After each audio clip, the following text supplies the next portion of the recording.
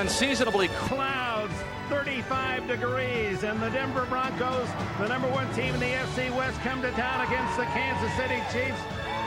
78,000 partisan fans to make it a tough day on John Elway and Denver. Kansas City knows well a loss would run them into the fight for a wild card in the playoffs, but a win would give them high hopes to capture the AFC West themselves. As we welcome you to Arrowhead Stadium, Paul McGuire and Phil Simms.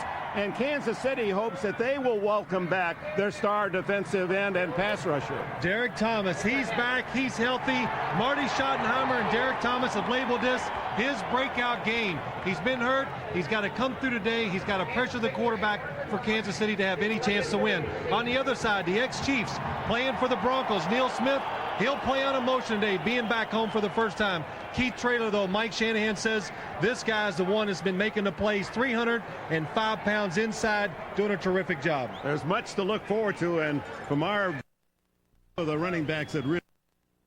We are really in for a rare treat. We've got a sure Hall of Famer, and Marcus Allen's going to play for the Kansas City Chiefs. And Marcus Allen told us yesterday he's going to play a lot more than he has in the past, some 20, maybe 25 times carrying the ball.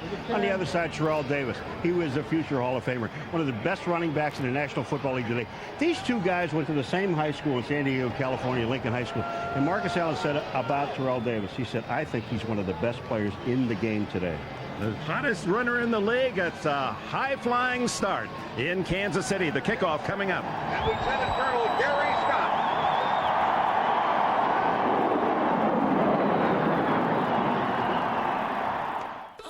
What do Brazilian chocolates, Filipino soft drinks, German motor cars, and the South China Morning Post have in common? You got to have this. He's suffering from the flu today. He is going to play, but he's not feeling real well. Another guy who's not feeling real well, Chiefs coach Marty Schottenheimer. He's got a real bad cold. In fact, he's almost lost his voice. He's not going to be able to scream and holler today. I asked him, how's he going to coach without able to be screaming at everybody? He says, you know, sometimes you just have to play hurt, Dick, but he'll be a lot quieter today. On the kickoff, Vanover bobbles the ball as he runs into Kimball Landers, and Kansas City recovers at about the 20-yard line as Greg Minuski, the man on the spot, to save an early embarrassment. On comes Rich Gannon, replacing the injured Elvis Gerbach. Broken collarbone Gerbach having a good year. Gannon has started some 45 times in his NFL career. Here's the offensive line. Criswell, the strength in the middle. Zott, Grunard, and Shields. Parker, the former Bill. In the backfield, it's Greg Hill, the youngster, but we'll see a lot of Marcus Allen. At Kimball Landers, a lot of catches expected from him. Risen and Hughes outside, and the tight end is veteran Derek Walker. That's Hughes in motion, and the handoff to Greg Hill. Breaks a tackle to Steve Atwater, and he's in the clear at the 40. He's at the 50, and all the way to the Denver 41-yard line. What a start for Greg Hill. 35 yards on the play. The Denver Broncos, they put up 8 guys on the line of scrimmage. Steve Atwater, look at him on the outside. Nobody blocks him. Free shot at the running back. He misses it. Now there's no safety to make the tackle. Greg Hill makes a good run out of it. Boy, when Steve Atwater doesn't get you, you've made a good run. First down at the 41. Now Marcus Allen in at tailback. Gannon brings Hughes in motion. That's Risen on the far side, and Marcus Allen vaults to the 40, and they're waiting in the Denver defensive side. A gain of maybe a yard as Alfred Williams makes the stop. Defensively, Denver reads this way in their 4-3 alignment. Smith, the former Chief. Traylor played here as well. Tanavasa has replaced Michael Dean Perry, and Alfred Williams, who had that sensational season a year ago with 13 sacks. Mobley, Aldridge, Romanowski, solid at linebacker. Crockett and Gordon at the corners. Atwater and Braxton, the Bronco safeties. Second down 9 for Gannon, who played at Delaware. And the former Blue Hens' first pass is complete to the 35, a gain of only 5, as Danon Hughes has his 6th catch of the season. Well, the Denver defense, they're going to dare this Kansas City offense to throw, and you think they would because they're going to play single coverage outside, but Kansas City's got to do what's best for the team.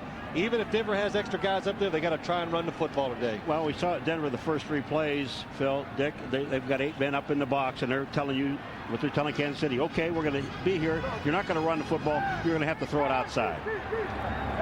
3rd down and a long 4. That's Vanover in motion. The fake to him. Gannon keeps. He's a good runner, but Denver able to corral him, push him out of bounds shy of the first down outside the 32-yard line. Neil Smith made the play for Denver, and Marty Schottenheimer indicates he's going for it. Well, I'll tell you, Romanowski made a great play. Marty Schottenheimer, though, Paul, he can't talk, so he's just doing the hand signals. You see that? First down, let's go for it. So the team understood the language. Well, it's wind conditions, it's weather conditions, and it's the strength of the field goal kicker. Can Stoyanovich kick it that far? It would be a 50-yard field goal if he had to kick it. They come in with a extra tight ends. It's 4th and 2.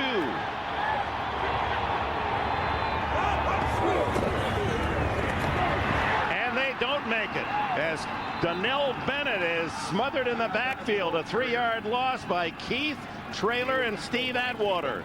There's a lot of people up there making the play. Keith Traylor inside comes Steve Atwater on the outside. Nobody blocks him.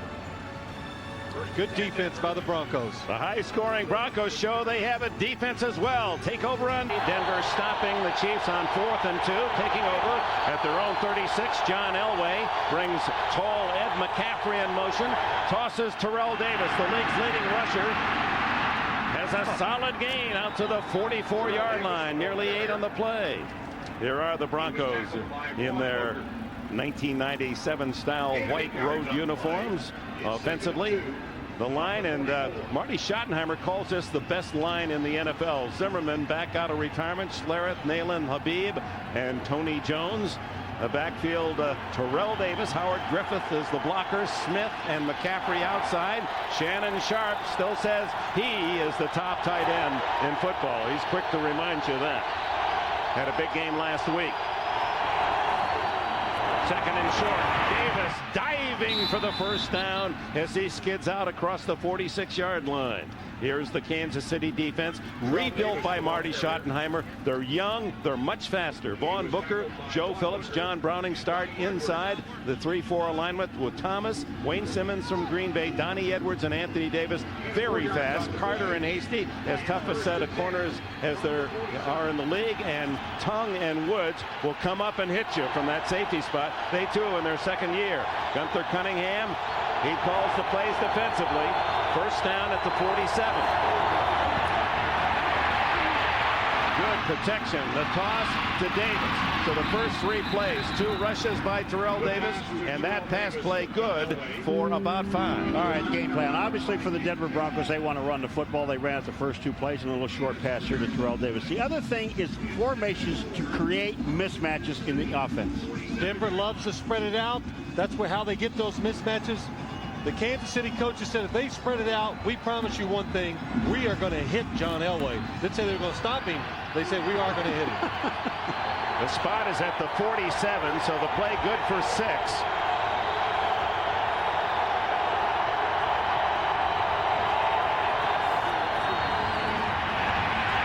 Elway guns it in, complete through the hands of Shannon Sharp at the 30, and a flag is down where Elway threw the ball.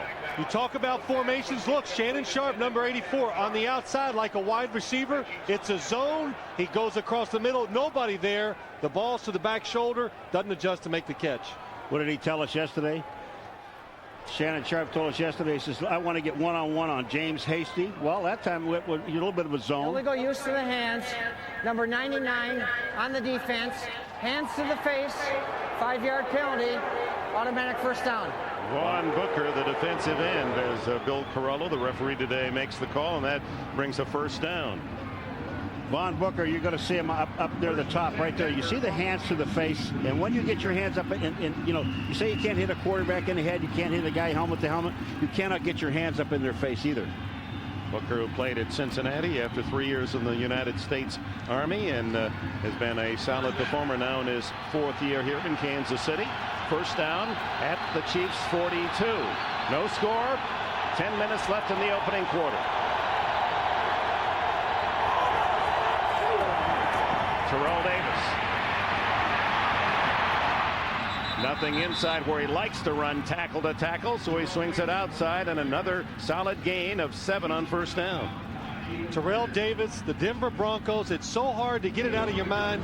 This is a power team that runs the football, and he's been spectacular this year. 127-yard average per game and leading the league. Terrell Davis, they are the running elite of the National Football League that Paul mentioned.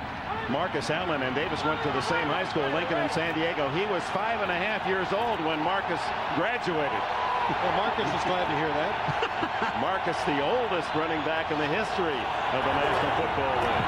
Davis plowing up the middle will be short of a first down. As he gets to the 34, it'll be a 3rd and a short 2. There's the comparison.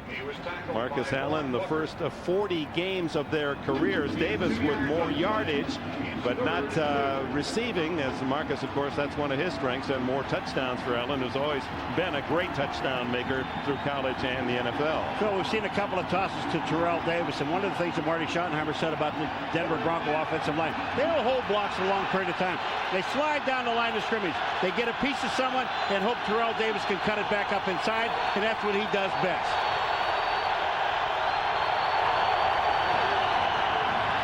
Elway throws on 3rd and short, and the completion to Shannon Sharpe, his tight end, his 42nd catch of the year. Well, you're talking about matchups, and when Paul said this earlier, Mike Shanahan loves matchups. Get your tight end, put him outside. Who covers him? Reggie Tongue. Safety. A secondary, a safety guy. That's the matchup an offense would love to have. First down at the 27-yard line. McCaffrey outside right. Shannon line to the right. And Rod Smith, who comes home, he played at Little Missouri Southern Division II school. Free agent, has had a great year. And Elway's looking for Smith. He's in the end zone, but out of the field of play as he makes the catch against James Hasty. Smith, who has caught 43 balls this year, 6 of them for touchdowns. He's been Elway's favorite target. Phil, when you look at Elway's arm, look where the ball is put. The only guy that really has a chance at it, and that's out of bounds, is Smith. I mean, Elway doesn't give the defensive back a chance to do it. Look at Neal. Neal thinks it's a touchdown. No, Neal, first of all, Neal, you have to wait for the official to do it. When he puts his arms up, then you can put your arms up. Smith looking from across the field, and a ton of photographers down there. Tough to see that angle.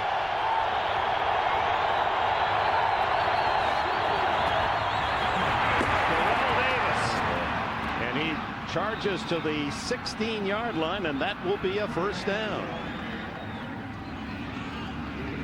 Well, we talked about that Denver offensive line. Nailing the center. Schlereth, watch the blocks they get. Gary Zimmerman, the left tackle, blocking down, pulling around. Tony Jones, number 77, does a good job sealing off the inside. And again, up the middle. We said it already once this game. This is a power running football team. They try to beat you up. And they don't hit anything. They're dominant about it. They just line up and tell you, here we come. 30 yards for number 30, Terrell Davis. Fake to Davis. Elway, a lot of time now. Throws to the end zone, incomplete. Ad-libbing in the back of the end zone was Willie Green. And Ed McCaffrey, I think for a while there, Elway was hoping that McCaffrey would leave his block and go into the short zone. See, this is what happens when you can run the football so well. John Elway's back in that backfield, taking forever. Watch Dale Carter, number 34, aggressive, loves to use his hands, and he's using them and continues to use them, and it wasn't called. But Dale That's Carter, not holding if they don't throw the flag, you know. well, that's right. Dale Carter, James Hasty, love to use their hand, aggressive corners, probably the 2 most aggressive in the league. Second down 10. Sharpe in motion, toss to Davis. Ooh, what a hit by James Hasty. That's why Hasty is regarded so highly by Marty Schottenheimer. Not only a good cover man, but he'll come up and crack that running back. James Hastings is he's one of those corners that's physical, still can run along with wide receivers, and he's one of these guys, if he ever does lose a step because he's a big guy and he can hit, he'll be a safety someday. You know, the other thing about it, though, when you remember the Denver Broncos, if it was 2nd and 10, Elway's throwing the football. Not anymore with this team. If it's 2nd and 10, 3rd and 10, doesn't make any difference. They still may give the ball to Terrell Davis. 3rd down and 8. Elway shotgun. Gonna run it. Big gap, and he dives to the 5, and that'll be good enough for a 1st down. You know, when you look at what Elway does here, and you say, okay, John, we don't need you to do this. We need you to slide. But if you look at the end of this play, when John Elway comes out, watch his head, look for the flag to see where the line of scrimmage is. See it look left? When he looks left now, he knows the only way he can get the 1st down is dive for it. And also, those Kansas City Chiefs defenders, they know if he dives, and you can see John Elway, pretty good runner in his career. When he dives, you're allowed to hit him if he dives head first. He landed heavily, and he may be taking a timeout now just to catch his breath. No score. Lands on the ball. Looks like his elbow and the ball. But when you see the ball, you'll see it underneath him right here when he hits down. But watch when he bounces up in the air. Look where the ball is. It's right underneath his chest, and that's where he hit. They took a timeout. He's back in the game. He's all right. 1st and goal at the 5. This drive starting back at the Denver 36 after they took over on downs. Terrell Davis gets 2. Draws the crowd, and coming up from the secondary, Reggie Tung again, number 25, to help out on the tackle. We've seen Terrell Davis for 2 years now, Phil, and we watch him. He's the leading rusher in the National Football League. Why? Well, a lot good offensive line, good system. Alex Gibb, their offensive line coach, I'll never forget 2 years ago, he told us in practice, they preached to this guy, you can only do one thing. It's one cut, get up in that line of scrimmage and make some yards, and that's really worked well for this team. From the 3. Davis hit at the line of scrimmage as Dale Carter came up from the secondary to hit him in the backfield. Now, you know, it's really important for Kansas City to stop the Denver offense in this drive because they don't want to play a fast-paced game today. You get down 7-0, 10-0. Now you got to change your play calling so they can stop them, keep it 3-0. Then they can come out and still be conservative on offense because they're not going to win a shootout against the Denver Broncos. And on that particular play, Dick, they just had too many guys. There weren't enough people to block them. 3rd and goal, 14th play of the drive.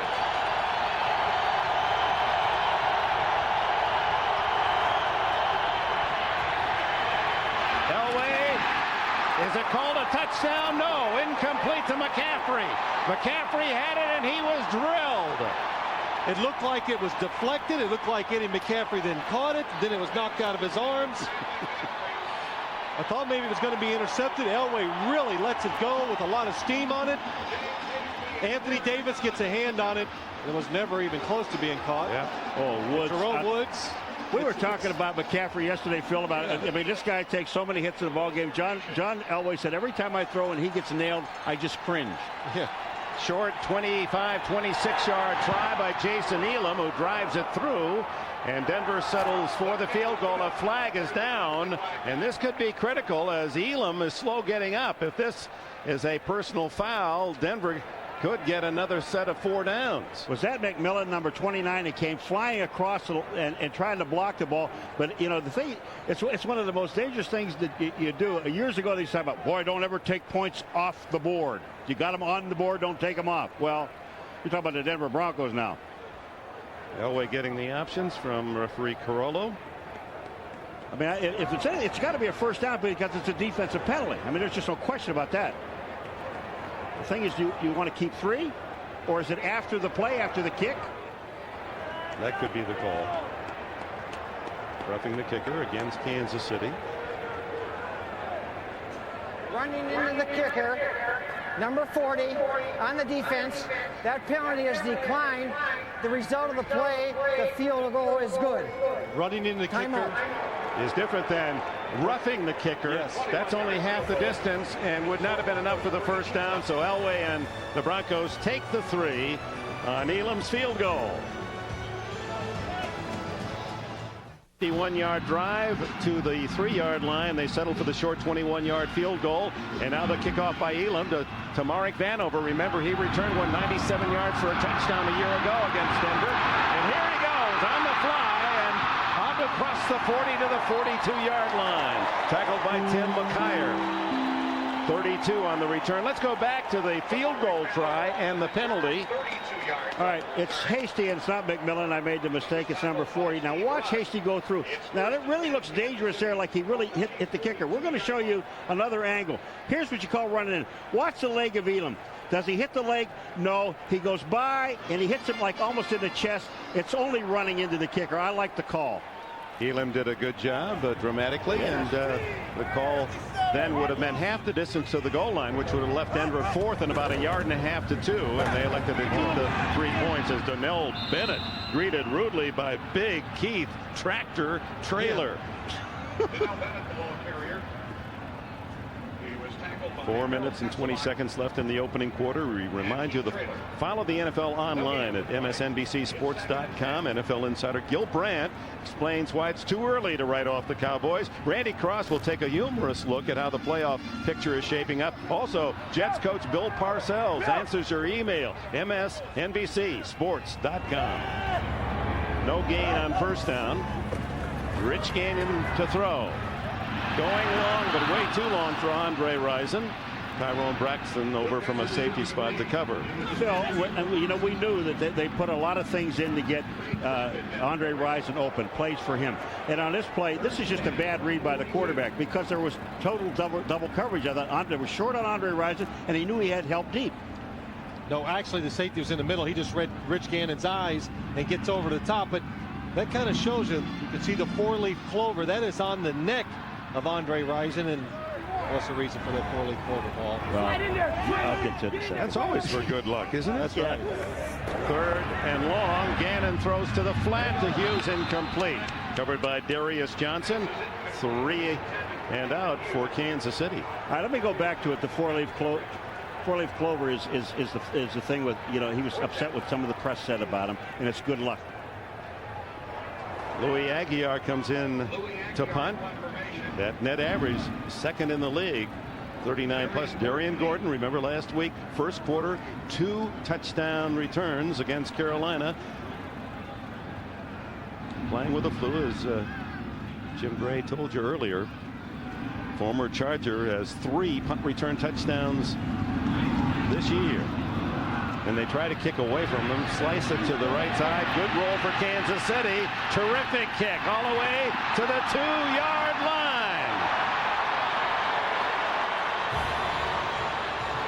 Kansas City pins Denver in the hole. The Broncos with the early lead.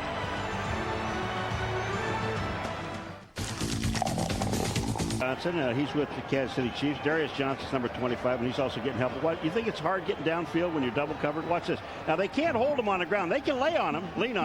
Here he's back up again. Darius Johnson back on him again. I'm saying, boy, that ball's just bounced around. Thank God I don't have to run down. Meanwhile, it took a terrific roll for Aguiar, a 56-yard punt. First and 98 for John Elway. Does that sound familiar? 11 years ago, Marty Schottenheimer in Cleveland saw Elway take his team 98 yards for that tying touchdown on the way to the Super Bowl. Terrell Davis for 2 yards. And for a report on action elsewhere, we go to Greg Gumbel in New York. All right, Dick, Denver facing a long drive. That's what Tampa Bay did on their opening drive. Eric Rett caps an 80-yard drive with a 1-yard touchdown, his first of the season. With the extra point, the Bucs with a 7-0 lead on New England, Dick. All right, Greg, second down and 8 here. Broncos leading 3-0 with their 9-1 record. Their only loss at Oakland. Kansas City, perfect 4-0 at home this season, and this crowd trying to help with Elway pinned down in that end zone area. Davis finds a crease and charges out to the 13-yard line and a first down. James Hasty made the tackle. 10 more for Terrell Davis, and the man who leads the league coming in with nearly 1,300 yards has 46 today. Watch Terrell Davis is going to come to our right. Just looks like there's not going to be anything there. And Paul, that's what they always say. Run to daylight. Oh, there he finds a little. He set it up with a little move inside. Going forward. Makes that cut. Positive yards. That one move. One move. That's right. Made the linebacker. Made him go forward inside. Howard Griffith, the lead blocker for Davis. And Davis straight arms and was a man away from something really special. He's across the 30, tackled by Jerome Woods. Another 18 for Terrell Davis. Jerome Woods found out what it's like to get a fist put in your face. So watch Terrell Davis. Watch this. He just a little hesitation. That one move that you talked about, Phil. Now watch this. Here's the one in your mouth. Then he still picks up 4 more yards. And how about your former teammate Ed McCaffrey? As we look at Davis this season, #1 rusher in the league, has attempted more, has more first downs, more total yards, and a second to Kareem Abdul-Jabbar in touchdowns. Boy, he's the workhorse in this first quarter, and he's paying dividends. 9 more for Davis. Has rushed for 100 yards in 8 of the 10 games this year, and he's now over 4,000 yards in less than 3 years in this league. The one thing about this guy, we were talking to Shanahan yesterday, and you watch him run, is last week that he had 86 yards, and the game was out of reach. I like the thing that Shanahan's talking about the offensive line. So, okay, we'll leave him in there, let him get his 100-yard rushing day. He said, when do you take him out? He said, I don't know. I have to explain to the offensive line. They love this guy running. Well, he takes himself out, which he did on this case, and Vaughn Hebron replaces him. Elway throwing long for Rod Smith. What a catch! A one-handed stab, and the flag is down at the 12-yard line. Rod Smith with a spectacular catch.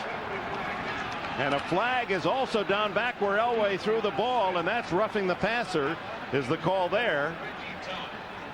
48-yard play as the young man from Joplin, Missouri Southern, Rod Smith. Look at this.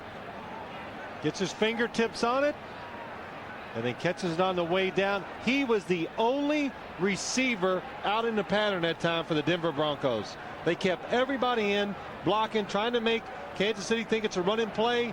They weren't fooled. James Hasty back.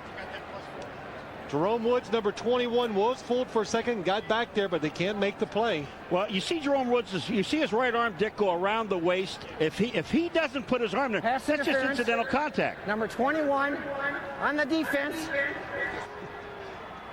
Bill Carollo's motion almost picked off his fellow official. Well, you got a 15-yard penalty down here for roughing the passer. There's a second foul, personal foul, roughing the passer, number 77 on the defense. That penalty is enforced from the end of the run. That's tacked on. But, you know, Jerome Woods, honestly, Phil, when you look at it, Jerome Woods is looking at the ball. Now, watch. Here's Elway. He's going to get nailed right here. And that running at it, they're just not going to allow that to happen, and they shouldn't. But Pelham McDaniels hits him. Meanwhile, Rod Smith, here's a free agent pick by Denver out of little Missouri Southern. He comes back home, he's got friends here, makes maybe a catch you dream about as a kid. Look at this. That's super stuff. Hey, talk about making a play, and it's just a matter of time before the Denver offense took a shot going deep against these young safeties at Kansas City. They're very aggressive, sometimes get caught up. That time they weren't fooled, but Rod Smith made the play. First and goal at the 9. Terrell Davis is back in. Little delay on the stutter step and then drives to near the 5-yard line. There was a play you were talking about, Paul. Most teams, like Marty Schottenheimer talked about yesterday, when you pitch it, the runner's going to go outside. You could see Terrell Davis that time. He's looking to cut it back, and when it's not open inside, he finally takes it out. So we come to the end of the first quarter. Rod Smith's 43-yard circus catch giving the visiting Denver Broncos a chance to add to their 3-0 lead. You're watching the NFL on NBC. Living up to his performance of these first 3 years of his career. 76 yards in the opening quarter to boost his career total over 4,000. Dick, what we talked about yesterday, he needs, what, at least 2 200-yard games and the rest 100s to get to 2,000?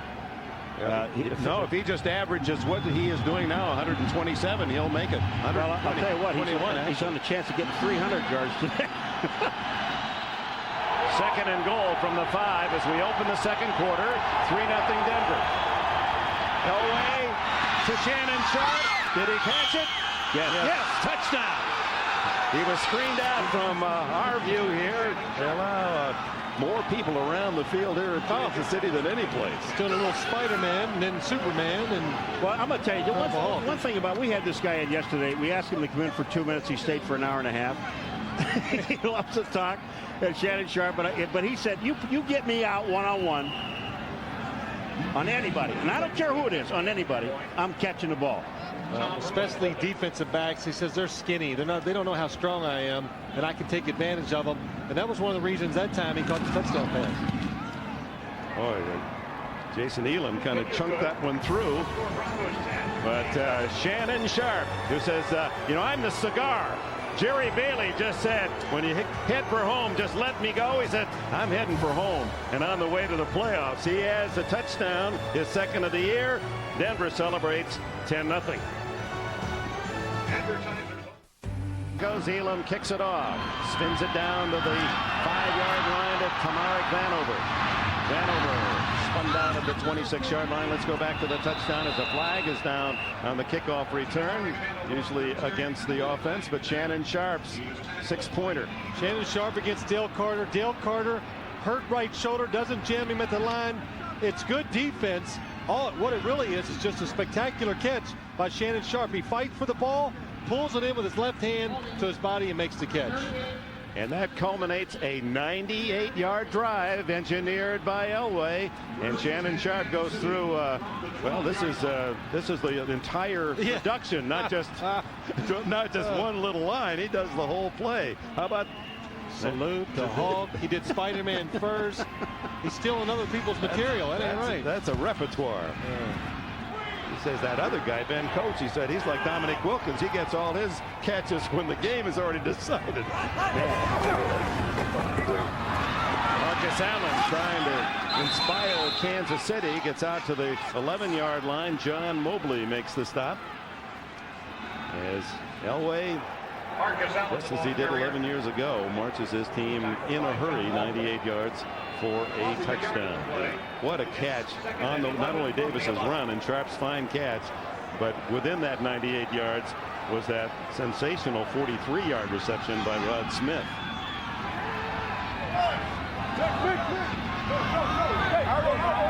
Kansas City unable to stop Terrell Davis and unable to really get anything going themselves. And now the catch by Andre Rison, and that's going to be out close enough for a first down. 11 yards on the play.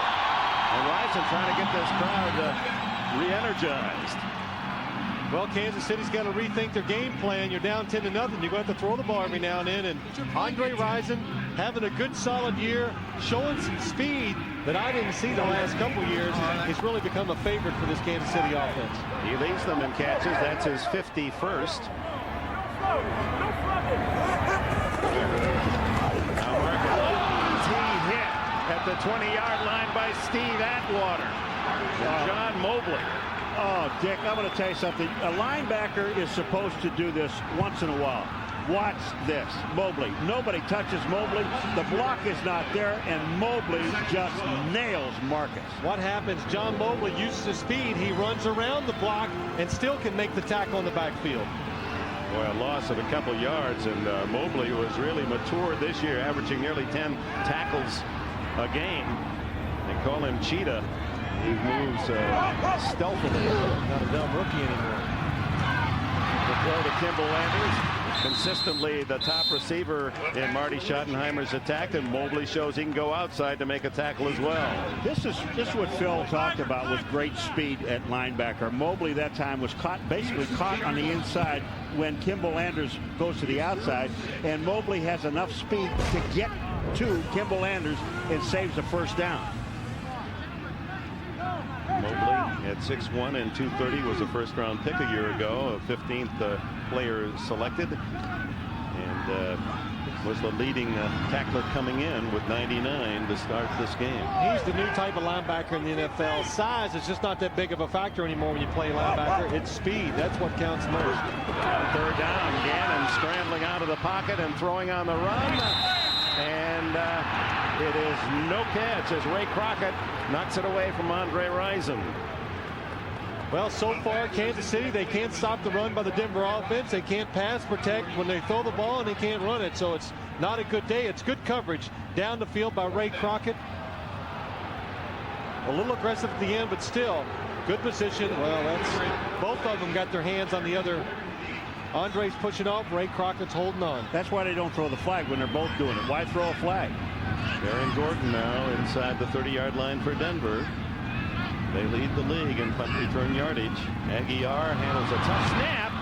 Von Hebron in on him, and it's a short, wobbly kick, but takes a good roll for Kansas City, and out of the sidelines and out of bounds, shy of the 35-yard line. 37 on the punt.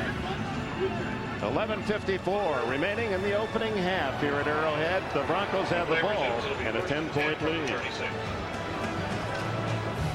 My unfair to going in here. See something ahead. From the 36, Elway on first down underneath to Terrell Davis. And Davis' second catch out to the 43-yard line. Let's go down to Jim Gray. All right, thank you, Dick. Well, I spoke to Eric Dickerson. He set the single-season rushing record, 21:05, all the way back in 1984. Gave me the following quote regarding Terrell Davis. He said he's a great runner with a big future. Playing with John Elway makes it a lot easier for him because he faces no 9-man fronts like I did. I wish him all the best. I know my record will be broken one day. He's got a great shot. I hope he does it. I've met him. I like him, and I love his running style. Very gracious, Dick. Yeah, that's a good point, and Eric feels the way all of us do that have met this young man. He is so likable. He's special. He gets the call again. There's nothing there, but he makes a little out of nothing. Gains a yard or so, but is shy of the first down. It'll be third down and about 1.5 yards to 2 as Wayne Simmons, acquired after the season began from Green Bay for a number 5 draft pick, makes the tackle. Shannon Sharp, number 84, in motion, outside. Whoa, be alert. Jerome Woods, a little payback there. You don't pay attention. You know, That's right. Pay attention. You must always pay attention. See, he thought he was a decoy. Yeah. He's outside running. 3rd and 2.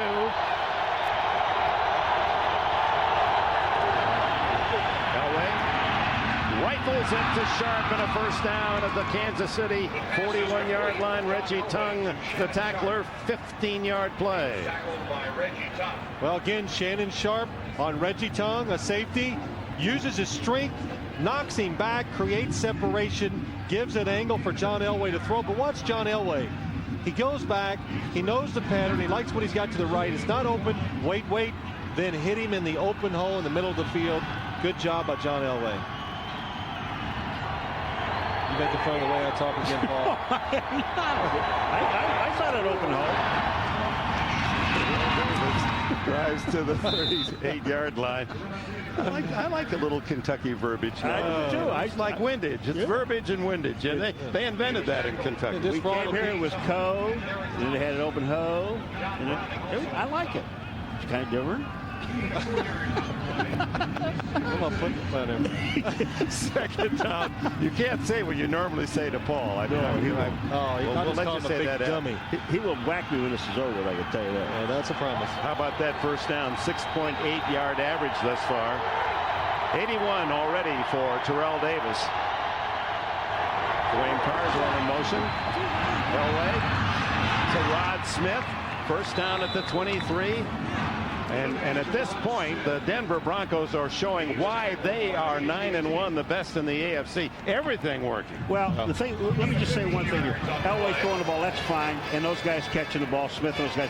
But what the offensive line, Phil, they are just doing a superb job. Well, they're doing a good. First, they beat you up. Now Elway's counterpunching with the pass. But this offensive line, I thought it was interesting talking to Mike Shanahan yesterday about Terrell Davis. Are you running him too much? Maybe all these things. Will he go for 2,000? And we'll give you Mike Shanahan's answer after this play. First down, leading 10-0. Terrell Davis, and he runs into a big red shirt on that left side at the 21-yard line. Well, I think the big thing, we thought maybe he's using it too much. He's running Terrell Davis and all these things, but they didn't think so. They're paying attention. But It's important for the team and for this offensive line for Terrell to get 2,000 because it does build something. This offensive line, that's something they can hang their hat on for the rest of their lives, and it won't hurt this team in the future. You know, a quarterback can throw for 4,000. An offensive lineman doesn't take a lot of pride in that. But when a runner runs and they beat the opposing defense, that's something special.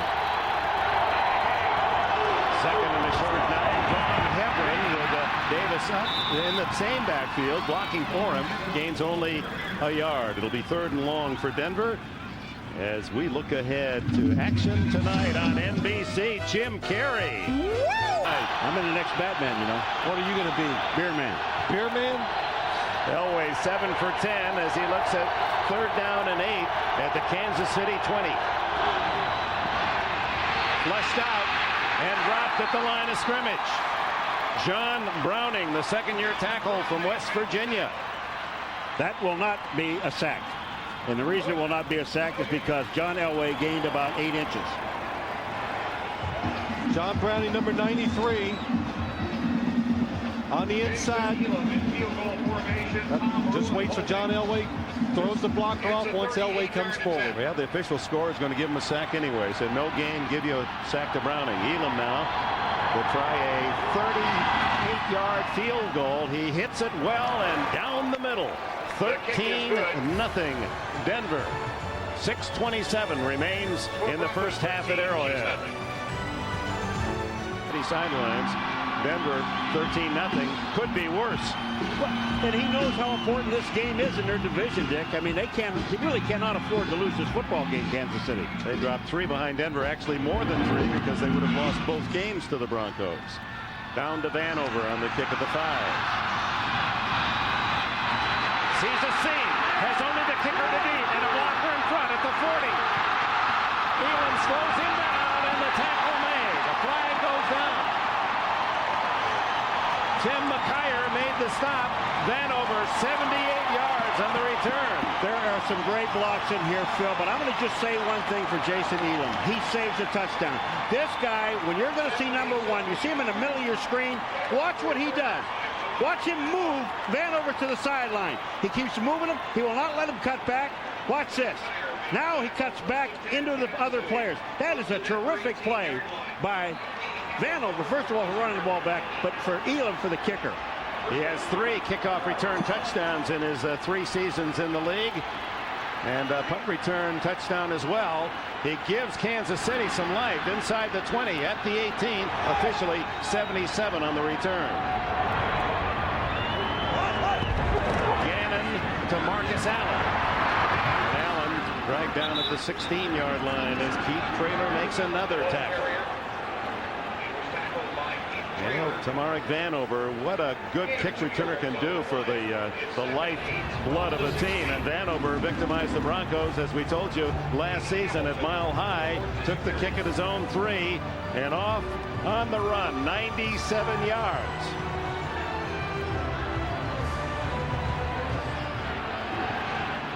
And a 77-yarder today. Gannon on fake. Good runner. Inside the 10-yard line. It'll be close to a first down. Alan Aldridge and Ray Crockett ran him out. Well, they're going to need Rich Gannon to create plays today because they're not having any success running the football. They can't pass protect. Neil Smith just going right by Glenn Parker and Rich Gannon, an excellent runner. Got a lot of wiggle for a quarterback. He knows how to move around and make some plays when he's pressured in the pocket. Well, you see Neil Smith, he just throws Glenn Parker away, and Neil Smith almost has Gannon, but Gannon has some excellent speed, as you said, and gets to the outside, 3rd and short. 3rd down and 1.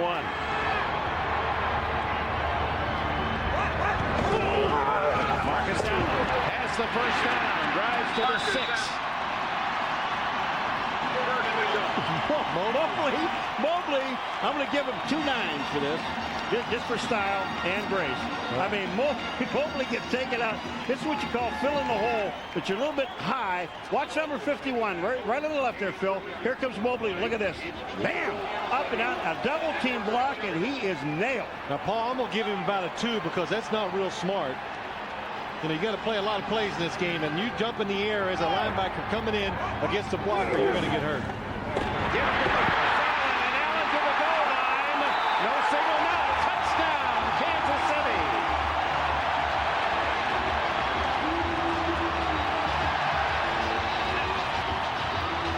6 this year for Allen from 6 yards.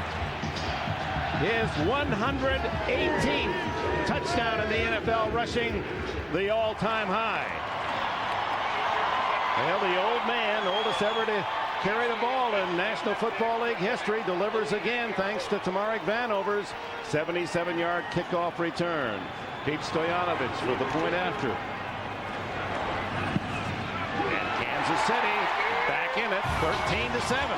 Well, if you're going to run the football day against the Denver Broncos defense, it's got to be inside. Good job by number 68, Will Shields. Kimball Anders with another good block, number 38. Creates the hole. Marcus Allen running hard for the touchdown.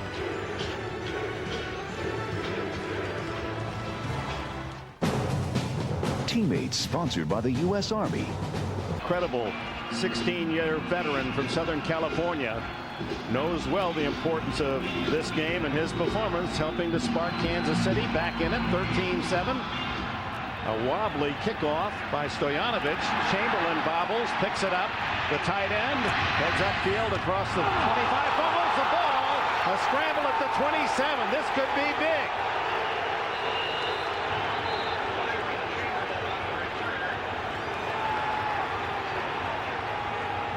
No official signal yet. A lot of times when people get a hold of the football that are not used to handling on these type of situations, this what happens is a fumble. Vaughn Hebron came out of the pile with the ball, so Denver has it. Injured Chief on the play. Anthony Davis, number 50, is the injured Chief. He's down on about the 25-yard line. See, one thing that happens if you're not used to returning these kicks in that, Chamberlain, number 86, when you get into the pile, once they grab you, well, I take that back. He does have both arms around it. He is just hit from behind, people pulling, and the ball comes out. Well, Bell looked like he was the man would get it. And how did Hebron burrow his way under that pile? I know that's the funny part about it. You see 31 going in there, and all of a sudden 22 comes out. He wasn't even in the picture. Let me tell you, at the bottom of those piles, guys are doing things that you can't talk about up here. And I mean that. They are grabbing and scratching, and it does happen a lot. You think it happens all the time when you get underneath those piles, and they take it away from you because two of his teammates will pull your arm, the other one's grabbing your leg and trying to scratch you, and the other guy pulls it out and you give it up. Yeah, one's got one ankle, one's got the other, and said make a wish. Well, and the officials can't see it because everybody's on top of one another, and the guy on the bottom is taking a big. Well, what are they going to say? The official goes, well, that's a penalty. He was being mean to him at the bottom. Yeah, wrong. Remember Ben Drive? He was giving him the business. Down there giving him the business. That's right. Anthony Davis helped off the field, a critical member of that linebacking corps, playing on the special teams as well. We're now a 13-7 Denver lead. 27-yard line. Elway with Terrell Davis behind him. Knocked down for the second sack at the 24-yard line. So momentum swinging in Kansas City's favor. What's happening elsewhere, Greg? Well, Dick, both fans of the Broncos and the Chiefs will want to know about Seattle. New Orleans, Heath Schuler back to throw. That's Darrell Williams picking it off and returning 45 yards for the touchdown with the extra point and a field goal. The Seahawks are leading the New Orleans Saints 10-0 second quarter, Dick. After that slow start, Greg, Dennis Erickson's team really playing excellent football. Tom Barnes was the sack collector on that first down play. And almost had a fumble as well. He just goes right around Gary Zimmerman. Gary Zimmerman never even slowed him down. Well, what happened is that Derek Thomas just did a terrific job of guessing the snap count, anticipating, and I thought maybe he jumped off sides for a second, but he did. It's perfect timing. Gary Zimmerman, the crowd is loud, not able to get that left foot back and get in front of the pass rusher. That created the sack. You saw Derek Thomas wanted to be sure that ball went to his trophy case. He's over the 100 mark, only 2.5 sacks this year. He's had that torn tricep muscle that's kept him out of duty, and when he did play, not up to his caliber of excellence. Lots of noise, and John Elway wants to make sure of this third and long call. Time out. He looks into the face of Elway and says, mind if I have the souvenir? Elway had a smile as he delivered the ball. Terrell Davis. And they play it safe out to the 25-yard line as Davis collects another handful of yards as he moves closer to 100. He has 94 today, but that brings up 4th down. And with 3:09 left in this first half, Kansas City calls time. Well, that time, I'm sorry, go ahead, Dick. I was just going to mention that Tamarick Vanover is on the field, and everyone will focus on him after that kickoff return. We were talking during the break. Watch Tamarick Vanover when he runs. He's got, I think, size 14 shoes at least. Usually guys that run real fast are on their toes or sprinters. This guy runs so flat-footed, and that's one of the reasons why when these little DBs come down, they put a hand on him. They can't bring him down because he has all that force with his feet. He can drive through those tackles. His toes are too far away from his heels. And your brain's too far from your body, but that's okay. He uses those feet to stamp out small brush fires down the land of the Ozarks in the offseason. Well, he's only about 5'11", so there are some big feet, size 14. Tom Rowan's first punt. Or a wobbler that Vanover takes on the run. At the 38-40, at the 50. And knocked out of bounds at the 45-yard line. And Kansas City, excellent field position. 17 more yards on the return by Tamarick Vanover. Glenn Cadrez made the tackle. Well, 2 years ago, when he would catch a punt, you would just be, everybody in the stadium would stand up. Last year he was hurt, but watch him when he comes up. You can see it. He's pounding those feet, boom, boom, going around. And it is amazing for somebody that runs flat-footed that has such good speed. Yeah. Yes. First and 10, Kansas City. Kansas City starts at the Denver 45 with 2:59 left in the half. 13-7 Broncos. That's Joe Horn in motion. Give it to Marcus Allen. And Allen inside the Denver 40. A gain of 6. Well, you see Marcus Allen, the touchdown he ran with authority, this play here with authority. But before that touchdown, when Denver went up 13-0, he went to the bench and he chewed out a whole lot of people and said, we got to get back into this football game. But there's one way to do that, by his leadership, getting back in the game and doing what he does best. That and a great special teams play by Vanover. Right.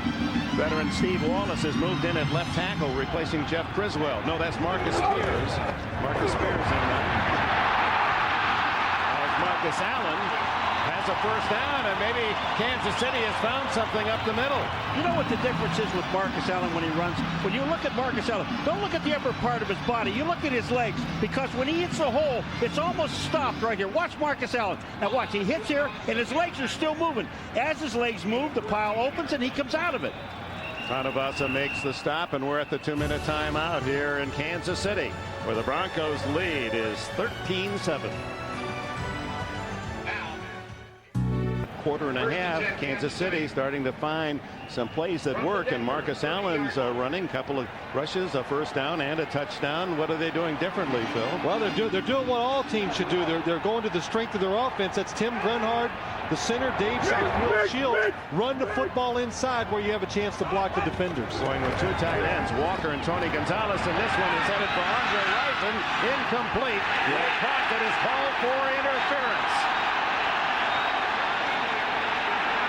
And this is called, they call this penalty because Ray Crockett impedes the progress of the wide receiver going down the field.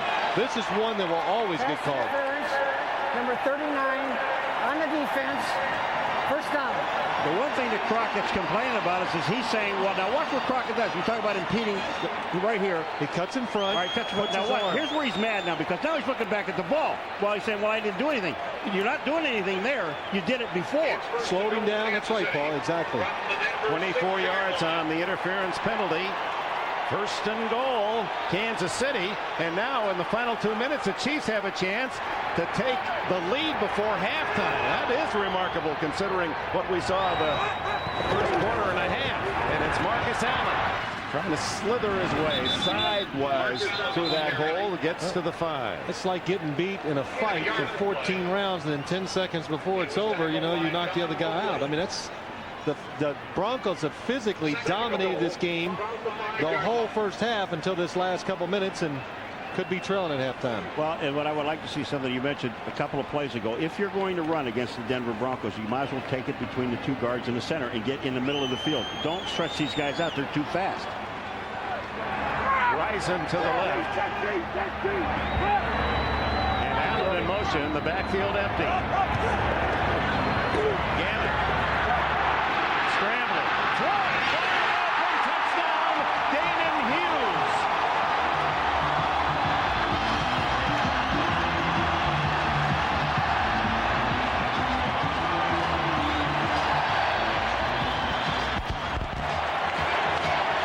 It's tied at 13 as Gannon hits Hughes, the wide receiver from Iowa. Only his 7th catch this year, his 2nd touchdown.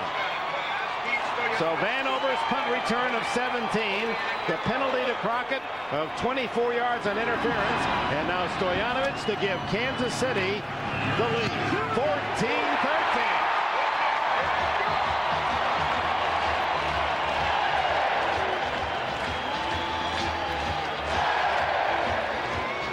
The one thing about that defense, Phil, is when Kansas City came out of the huddle, the Denver Broncos were running all over the place. Well, watch what happens. Gannon Hughes, he's in the slot. He's going to run inside. He sees the scramble, breaks back outside. And with Rich Gannon, this is what he brings to this offense. There's nobody open. But immediately he sees, I got some room to run. The receivers, they know we got a running quarterback. Break your routes. Easy touchdown. Rich Gannon's first touchdown of the season, starting last week at Jacksonville, losing 24-10 and getting beaten up pretty well in the process. The former Crew star in high school in Philadelphia has his first TD pass of the year. Let me tell you, this guy is the perfect backup to have on an NFL team. He's experienced. He's been a starter for quite a few games. He can move around very well, so he can change the tempo of a game when he comes in, and he respects the starting quarterback, doesn't get in his way. 1 minute, 8 seconds left for Denver as the Broncos, after a 13-0 start, trail 14-13. Denver has 1 timeout. The kick by Stoyanovich, Devon Hebron fighting the sun. Through at the 25, 35, and out across the 40-yard line. Good return for the Broncos. Hebron of 36 yards. Joe Horn made the tackle. So John Elway, with a minute and a second, has a chance to pull out some of his magic. Well, you know, when you say John Elway with a minute and a second, it's like an hour. Oh, it is. And he only has 1 timeout, but I don't know of anyone in the National Football League in quarterback history, and you did a hell of a job, but you did. But I'm just talking about this guy. He can do a job on you. Well, the talent, the play calling by the Broncos, that really helps John Elway too, and he takes advantage of it. 8 men on the line of scrimmage. The give is to Terrell Davis, being chased from behind, and makes another 15-yard run to the Kansas City 43. Make it 17 yards as they spot it. Well, the safest way to start the hurry-up offense is play the draw out of the shotgun, and Terrell Davis, if he doesn't lose his balance, he's going to run for about 20 more yards. 110 yards in the first half for Davis. Clock running, 34, 33. Throw to Rod Smith, heads to the sidelines, first down at the 30. Stop the clock, 29 seconds left. Clyde Johnson, the closest defender.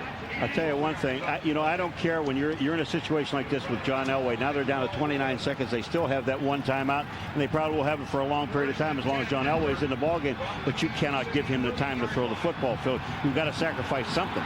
We'll get that Domino's Pizza ready for the NFL and NBC halftime report. Messrs. Gumbel, Collinsworth, and Weitz, New York studios with all the highlight scores from the early games today. Coming up, halftime. First down at the Kansas City 30, trailing 14-13. Terrell Davis, that's an interesting play. A little quick pitch outside, didn't work at all. And did Davis get out of bounds? No, they have to use the timeout as Jerome Woods and Clyde Johnson from the secondary made the play. And Elway now without a timeout, 23 seconds left. And at the moment, a field goal would be around 48, 49 yards. Well, that's why they ran the ball. They had the timeout. trying to catch the Chiefs off guard. Almost did catch them, caught a blitz coming, but so many people, the Broncos couldn't block them off. And they did that play, you know, really was an interesting play, because if they get Terrell Davis to the outside and he can run with the ball, the most important thing is, can he get him to the sidelines? If he can't run the ball, but the Kansas City Chiefs defense did a great job of keeping him in bounds. You look at Gary Kubiak, who is attached to Elway in more ways than coordinator and quarterback. Kubiak was in the same draft, that great '83 quarterback draft out of Texas A&M. He was something like 200th pick. He said, I went to my first practice with Elway and ran home and called my wife and said, I'm coming home. I'm not good enough to play in this league after seeing Elway. Who avoids the sack, throws it to the sidelines. Is that, yep, they're going to throw the flag. He was not outside the tackles, intentionally grounding, and that pretty much takes away the chance of a field goal. Well, wait.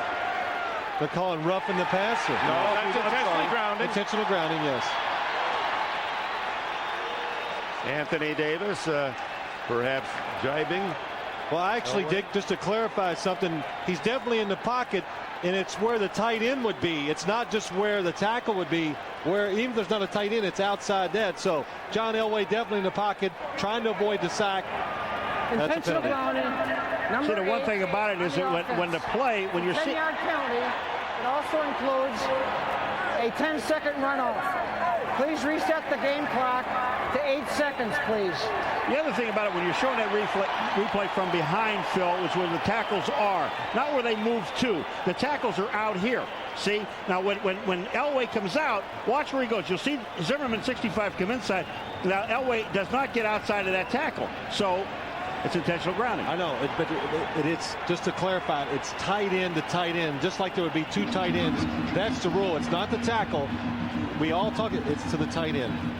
Well, so 4th down and something like 22 or so, but they run 10 seconds off the clock, so only 8 seconds remain, and make that 3rd down. And they are going to try a field goal after all. We thought they might go for the long pass in the end zone, but out is Jason Elam. He will spot the ball at the 50. This would be a 60-yard field goal. The longest he's ever kicked is 56 yards. 53-yarder this year. In fact, he's 3 for 3 from 50 and beyond. There's a little wind, not much, at his back. 60-yard attempt. The ball has not been traveling well today, though. On kickoffs, it must be frozen. Awfully hard. It's on line, but it is short. It's the and Chiefs. 1 second, and now no time showing on the clock. That'll be the end of the half.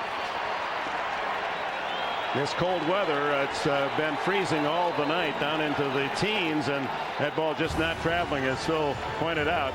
It was straight, but well short. The Broncos start with a 13-0 lead, and then Kansas City. With 14 unanswered points, Marcus Allen with a touchdown. There was 1 second. There was 1 second, Dick. You were absolutely right, and they ran it off the clock, and then the clock is held by someone here in Kansas City, but the official time is kept on the field, so you understand it. The official did not run the clock down. There still is a second for them to throw the ball. And Kansas City gets the ball at the 50-yard line on the missed field goal, so they have a chance for the long pass tip drill here at the end of the half. I loved your truth. Yeah, the players are in the locker room. They're bringing him back out. There's Marcus Spears. Hey, he's playing. We need a tackle. Look, they're yelling for him. Here he comes. Now they come sprinting on the field. You know, those linemen, they can't wait to get in there at halftime. Got to adjust all that equipment. To do what? Well, you know, blow their nose, do some things like that. I don't know. I love true play-by-play by Dick Enberg. The ball landed on the E. That's right. In chefs.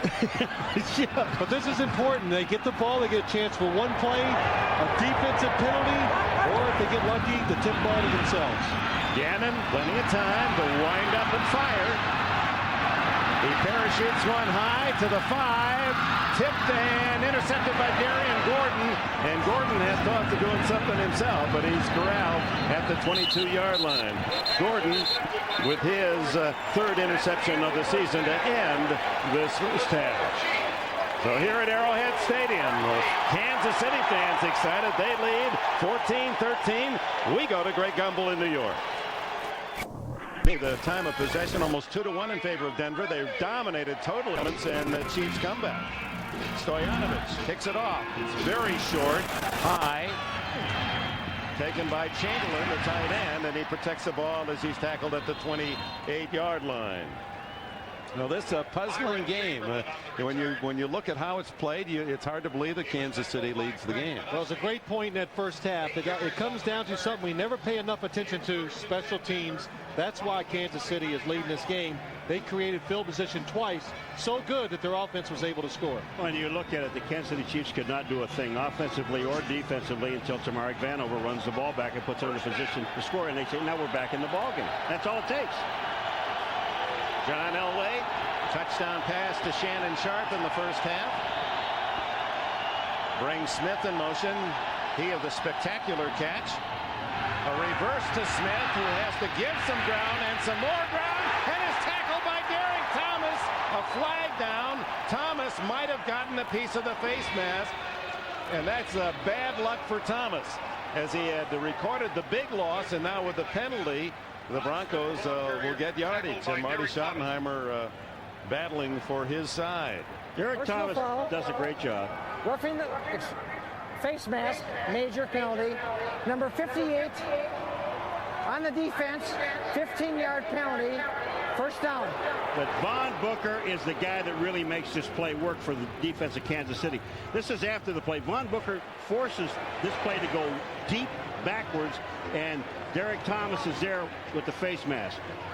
Well, this is one of those plays. Watch Derek Thomas. Just holds on to the face mask a little too long. That's why it's 15 yards. You go in halftime and you say, Kansas City's over pursuing. Let's run the reverse. Well, they weren't over pursuing the first play of the second half. So instead of a 13-yard loss, the penalty gives Denver a first down out at the 31-yard line, and Terrell Davis no yardage on his first carry of the second half. Jim? All right, Dick. Well, I talked to Mike Shanahan. He said he was very happy with the first half, everything except for the score. He says we play that well in the second half, we should win the game. Now, as for Marty Schottenheimer, very happy that his team fought back. He told him, hey, guys, we're going to have to play much better in the second half if we're to win. He also reminded his defense, he said, guys, we're going to need a strong performance in the second half like we've had from you all year. Last 6 games, Dick, they've only given up 12 points in the second half. Dick? All right, thanks, Jim. And Marty Schottenheimer said we need to be as physical as we've ever been to beat Denver. There's the crowd created. Full start as Tony Jones pulled off a stance.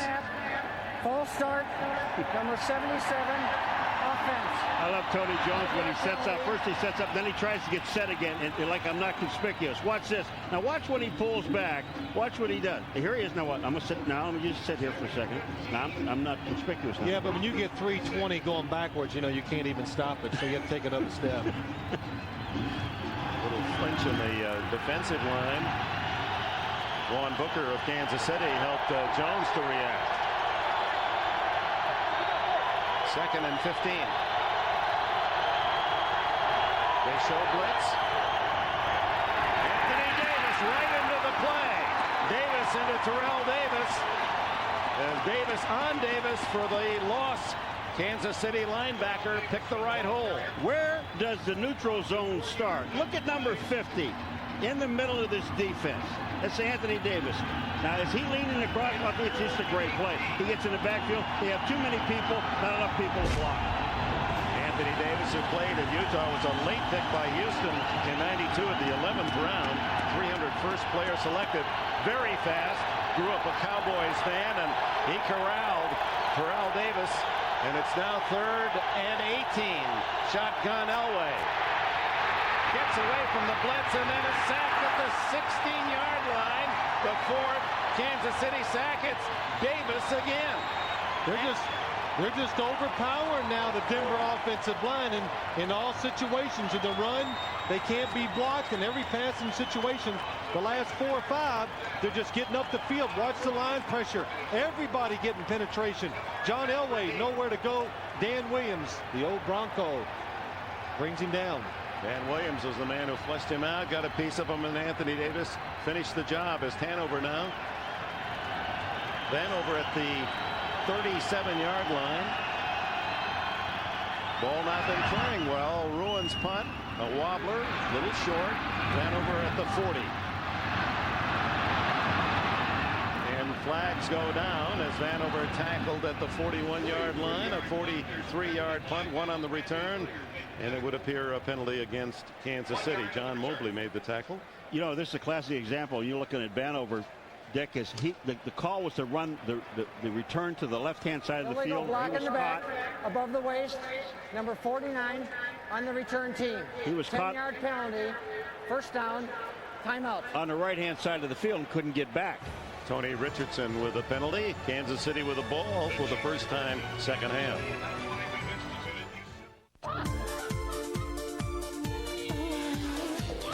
Now, there are fans of old-time football. That's what you used to do even when you didn't wear a helmet. You know, it's serious. We did that without helmets. These guys put a helmet on to bang heads. That's no challenge there. Yeah, but they were just kind of remembering the good old days. Rich Gannon back to pass after that penalty. Too long as he looks for Andre Rison. Ray Crockett covering. Well, that was a big call on that kickoff return to push the Chiefs back to the 28 when they were out around the 40. No, it always is. Anytime an offense gets up near midfield, the 40-yard line, you know, it's amazing what it does to you. You feel good. You got a positive approach to what you're doing, and really what you are, you're one play away from getting into scoring territory. 2nd and 10 for Gannon. Fennell Bennett is running back. Now Anders comes in after Bennett played on first down. A rare carry for Anders. And he's out to the 32-33 yard line where Gordon and Atwater in the secondary for Denver make the tackle. One other thing about that punt return, though, and I mentioned as we were going to commercial, is that Vanover, when he caught the ball, so the return was to the left of the field. He caught it on the right-hand side of the field. It was basically his fault. I mean, the clip is not his fault, but he's got to take the ball over there knowing he can't get back to the left-hand side, and got to take it up as far as he can, get what he can on the punt return. It almost sets up a clip. 3rd down and a long 5. Gannon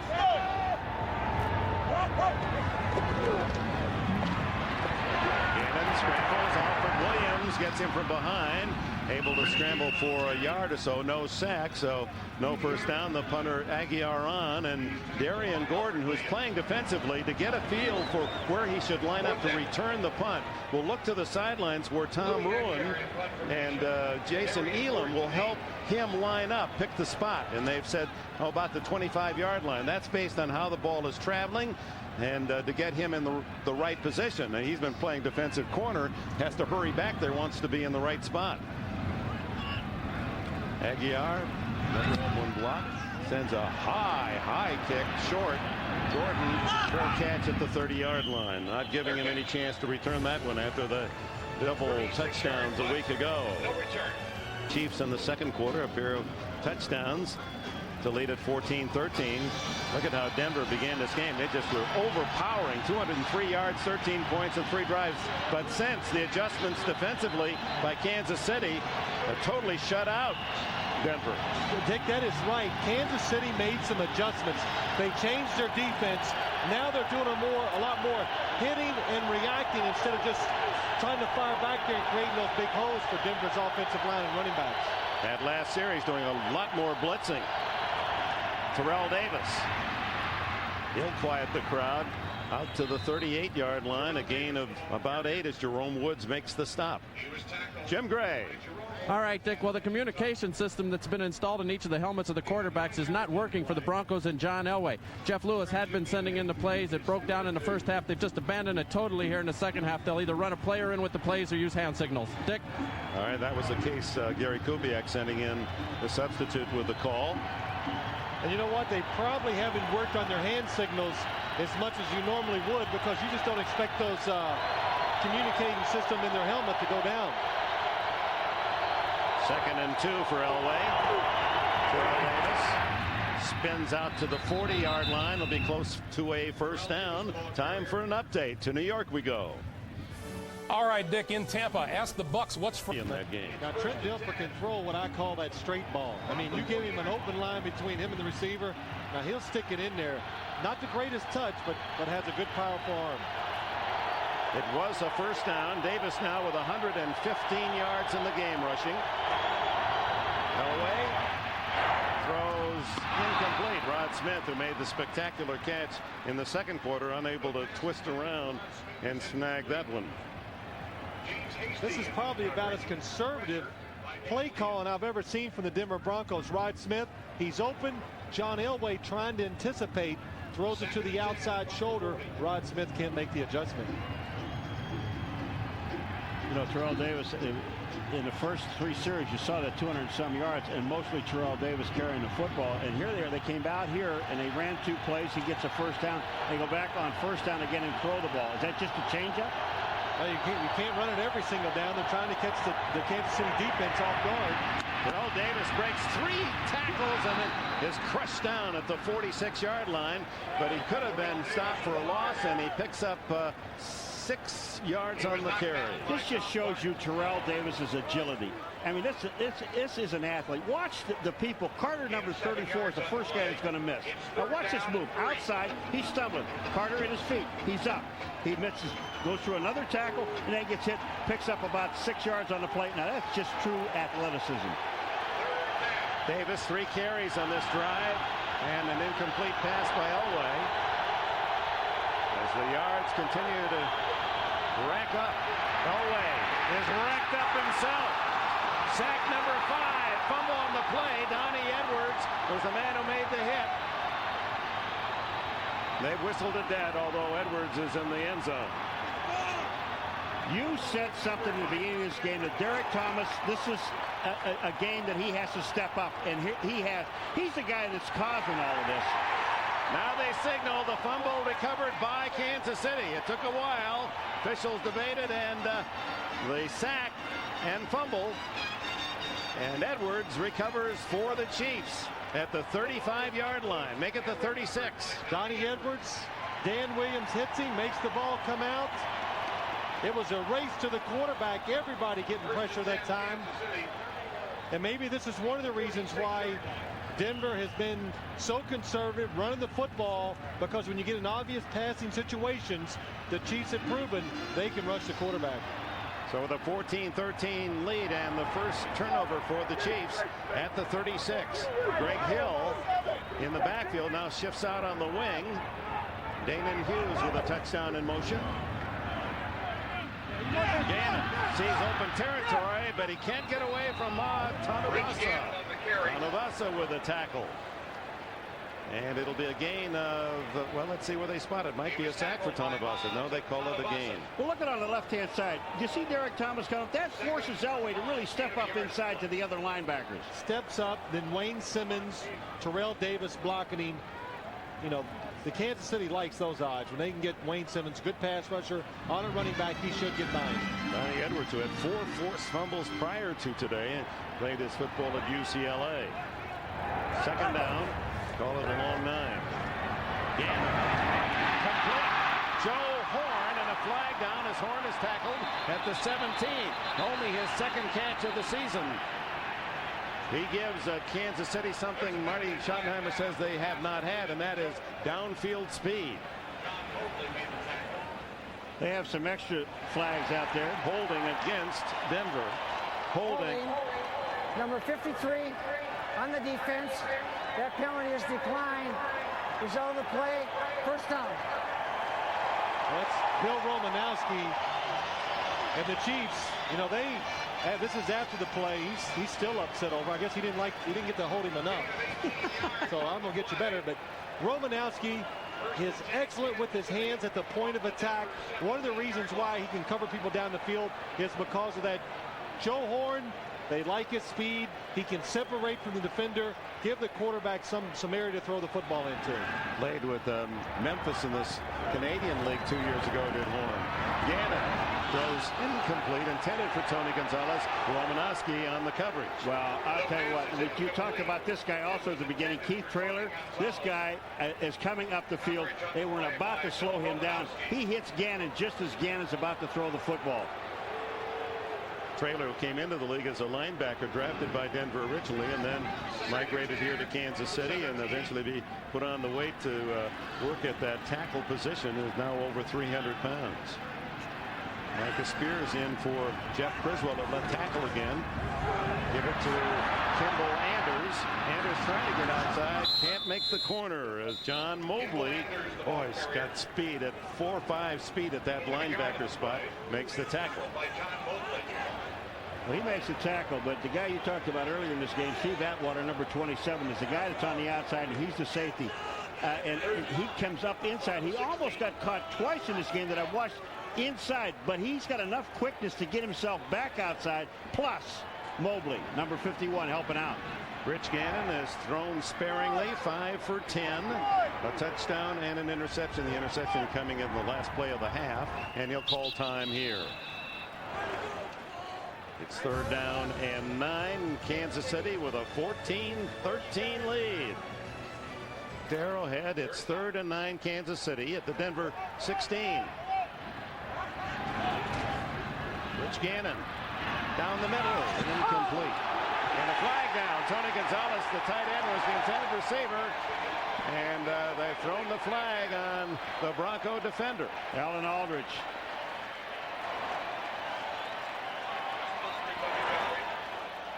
Did not turn and look for the ball. Number 57 on the defense. 1st down. Now the middle linebacker ticketed. Well, Tony Gonzalez, what he does, he brings speed from the tight end position. The safeties are split. He just runs down the middle. Tough position. Boom, double move going down the field, and really excellent coverage. He just puts the hand on him, never turns around. 1st and goal at the 1 after the penalty, and Marcus Allen has the touchdown. His 2nd today. Number 119 atop the rushing touchdown makers in the history of the league.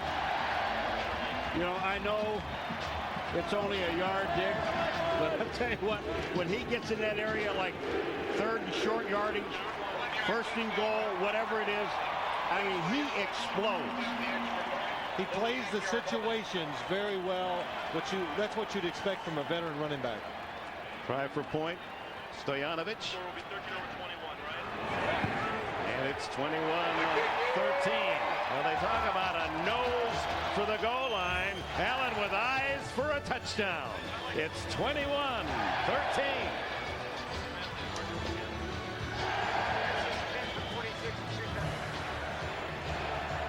You've got this huge customer. They're so huge. Welcome back to Kansas City. Well, after the touchdown was scored, Mike Shanahan walked over to Greg Robinson, the defensive coordinator, and told him, hey, let's not even argue with the official. They're upset with Richard Reels, the back judge, on the interference by Aldridge. He said it's such a bad call, they're not going to change their mind. It's not even worth wasting your breath. Dick? All right, that set up the touchdown by Allen. Kickoff Stojanovic.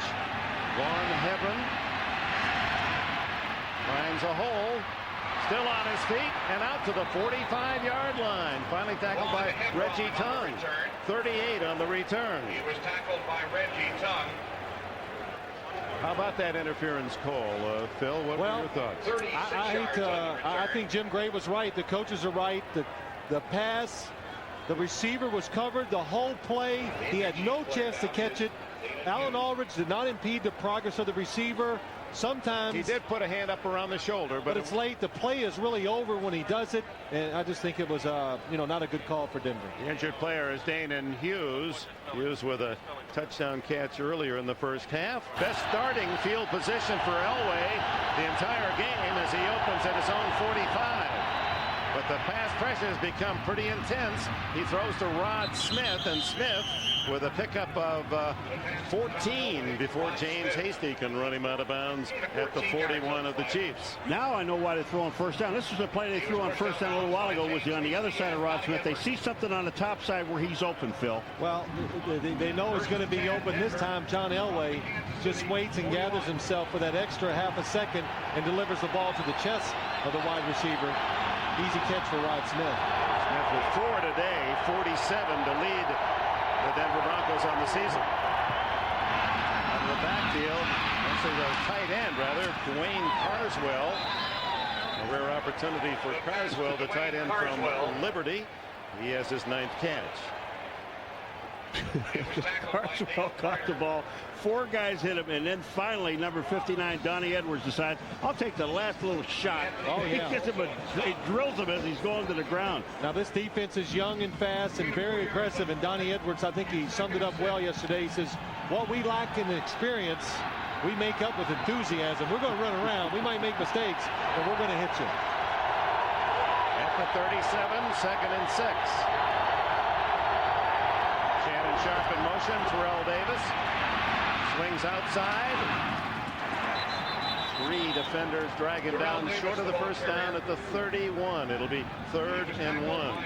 Terrell Davis already over the century mark, his 4th consecutive game with 100 yards or more. He's done it twice this year. He did it last year, and only 2 times in Denver history had that been accomplished. Bobby Humphrey in 90 and Otis Armstrong some 23 years ago. So Davis 3 times with 4 consecutive 100-yard games. And we're in 4-down territory. 3rd down and closer to 2. They bring a crowd to the line of scrimmage. Elway tries to throw it and does to Ed McCaffrey. Somehow hangs on and gets the first down. What a play. The Stanford connection. Elway to McCaffrey. His first catch.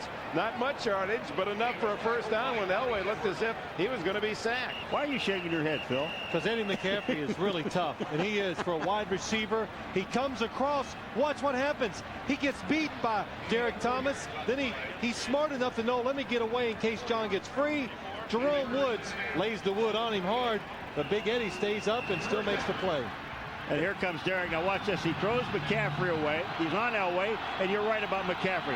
I'm going to stay with it. Give John something to throw to. But Elway showing his strength to have enough to throw the ball out there with a defender near McCaffrey. Elway throws. Incomplete to Willie Green, trying to make a sliding catch inside the Chiefs' 20. Well, Eddie McCaffrey does so many little things for this team well. Dick, you said earlier he's a good blocker down the field. Mike Shanahan said he's the best he's ever seen.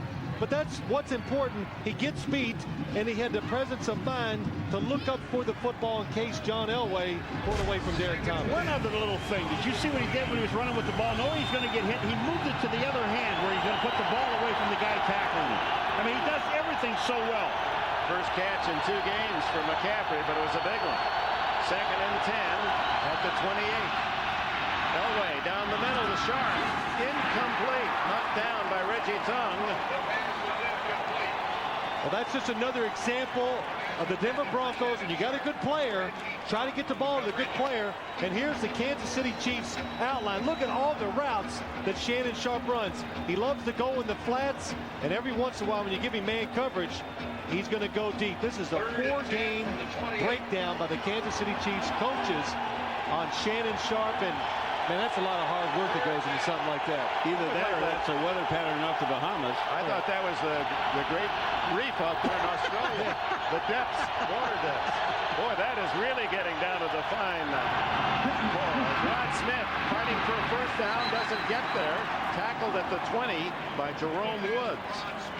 So they do that on every receiver. They mark their pass patterns for 4 games and try to get an idea of about where a particular player will go. Well, key players. And then for the Broncos, it would have been Rod Smith and Shannon Sharp. And what it does, it gives the defensive players some ideas where the guy might run from certain situations or from certain spots on the field. It's a wonderful help to the defensive players. And that's why these coaches got to sit in these offices about 16 hours a day to figure these things out for the players. 38-yard attempt by Elam is solidly through, and it's 21-16 Kansas City with 4.5 left in the 3rd. Shadows growing in this mid-November beautiful Sunday for football in Mid-America. As Gary Kubiak and Elway, they're looking through their 83 yearbook there to see who's got the better picture. Elam to Vanover. And flags fly. Mark Vanover at the 26-yard line. And speaking of penalties, you've heard of Mike Shanahan arguing those 2 interference calls have been critical, and indeed they have. That's Ray Crockett interfering. And then Dana Hughes, a 5-yard touchdown. And here's the Alan Aldridge penalty. that set up Marcus Allen's score. Now, the Crockett didn't look as if he'd done anything wrong, but he had been bumping 10 yards down the field. That appeared to be a solid yeah, the first one call. Definitely contact, probably for a good 15 yards. And what we saw at the end was the good part of it, I guess you'd say, for Ray Crockett. Didn't look that bad. But the other penalty is the one that's really got Denver upset.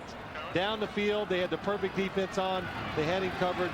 Still resulted in a touchdown. Illegal block on the kickoff return, so Rich Gannon starts at the 16-yard line with a 21-16 lead. Marcus Allen to the 19. Tanavasa makes the tackle.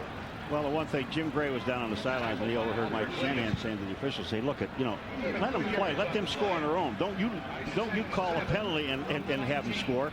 And then you see the kickoff return. There's 3 flags thrown. So they want to reach somebody. Marcus Allen, as he goes back in the huddle, 29 yards rushing for the day, but a couple of touchdowns. Heisman Award winner how many decades ago at Southern Cal. Gannon off play action, way off the mark, looking for Andre Rison.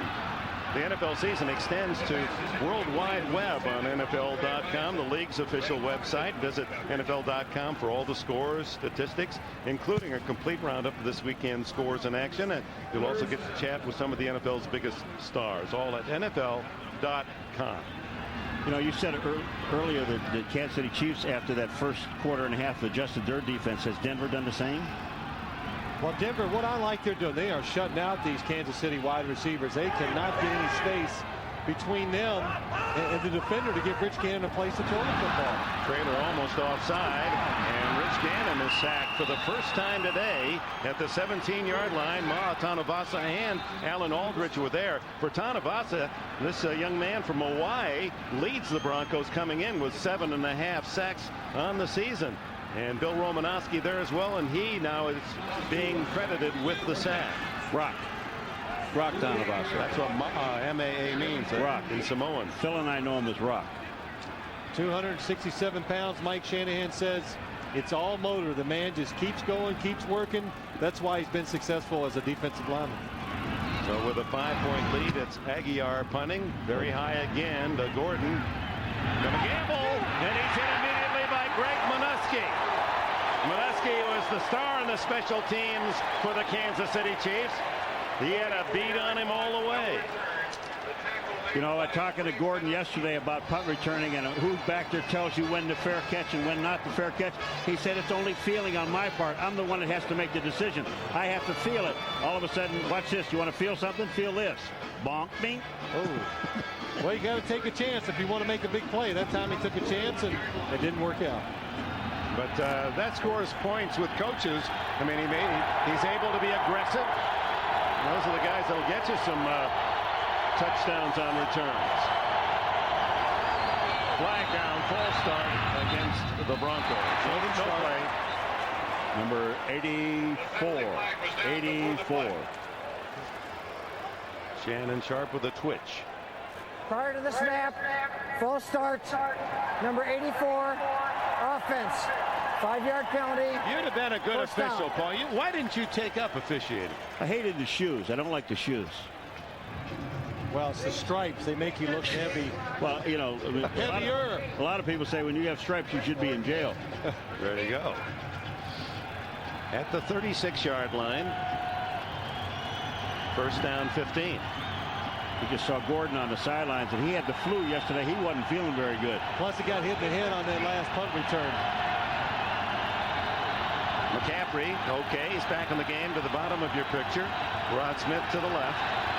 Sharp lined up on the left side. Terrell Davis behind Elway.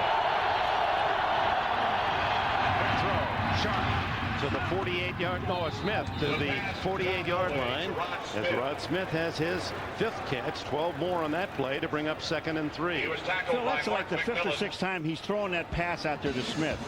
Well, he knows Kansas City, a lot of people up inside to stop the run. Nobody underneath. That gives John Elway a nice lane to Rod Smith.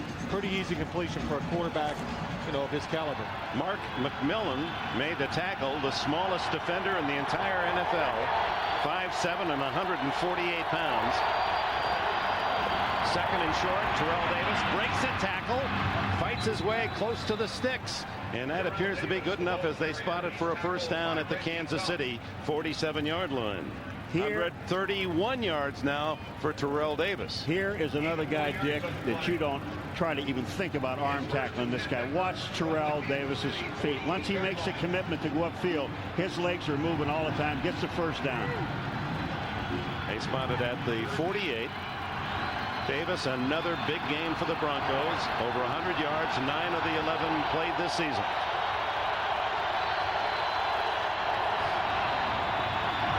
To the sidelines, incomplete. James Hasty knocked it away from Shannon Sharp. From Kansas City, we go back to New York. Greg? Our insane offense isn't a lot, but their defense is for real. Every team that plays them has a hard time moving the ball and scoring. Usually the offense gives up the points. Elway on second down and 10. Gets it to Davis, and Davis to the 45, where it'll be 3rd and 7. Elway, by the way, needs only 6 more yards in total yards to move into the number 2 spot all time, ahead of Fran Tarkenton, Dan Marino's number 1. And Fran Tarkenton with 50,677 yards a second. And Elway needs either rushing or passing only a half dozen more, and he'll be number 2. Does that include his receiving yards? No, it doesn't include the receiving yards. If he gets upset when you forget those passes. Shotgun on 3rd down. The throw incomplete. Flags fly. Willie Green hit early. And Mark McMillan apparently just a touch too soon on the hit. Dale Carter and McMillan are just dancing around. They thought McMillan made a great play. Carter congratulating him, but the official, that little yellow flag. Number 34 on the defense, automatic first down. No, it's Dale Carter that is ticketed with a penalty. Well, to the outside, Willie Green. It's Mark McMillan. From here, it looked like he ran through the receiver too early. He did. Definitely a penalty. Good call. Well, they called it on Carter, but obviously it was McMillan. Carter's telling the official, hey, excuse me, I don't wear 29. It's not me. So the first down on the penalty at the 35-yard line. 1:16 left. 3rd quarter. Kansas City leads by 5.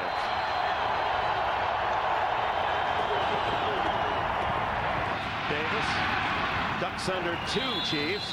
Burrows into the 34-yard line, a gain of only a yard on the play. Vaughn Booker finally got him to the turf. You know, when you look at Terrell Davis, and I know that he and Marcus went to the same high school, Lincoln High School in San Diego, California. But when you watch him and avoid people, Phil, he shows you a little of Marcus. Marcus, the reason he lasted so many years, he never really took a clean hit. He doesn't take one. This guy here really doesn't take a clean hit. It's a good point. And he was a young man that grew up, as did Marcus Allen, as youngsters in early high school were both defensive players. Terrell Davis was a nose guard and middle linebacker. Taken, they all bought it.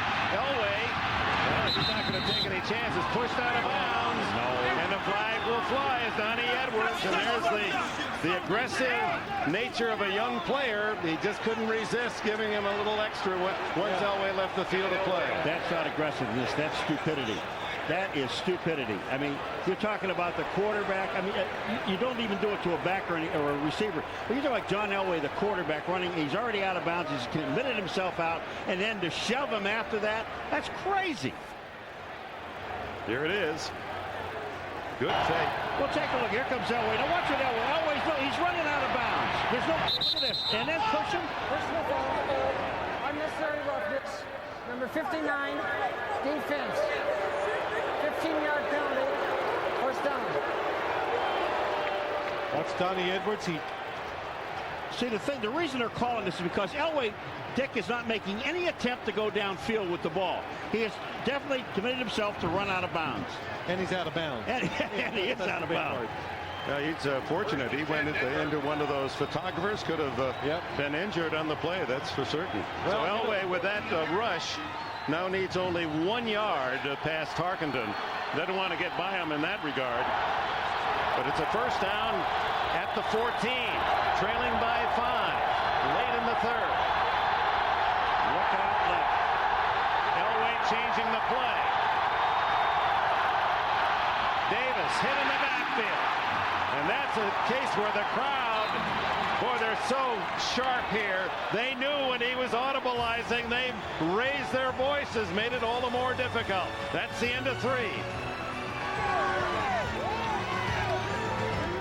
Back to Kansas City. Dick Enberg with Phil Simms, Paul McGuire, Jim Gray, 21-16. The Chiefs lead after Denver jumped out to a 13-0 early lead. That last play of the third quarter as Elway tried to change plays and the crowd made it difficult. Terrell Davis was hit for a 5-yard loss, so it's second down 15 as we open this fourth quarter at the Kansas City 19.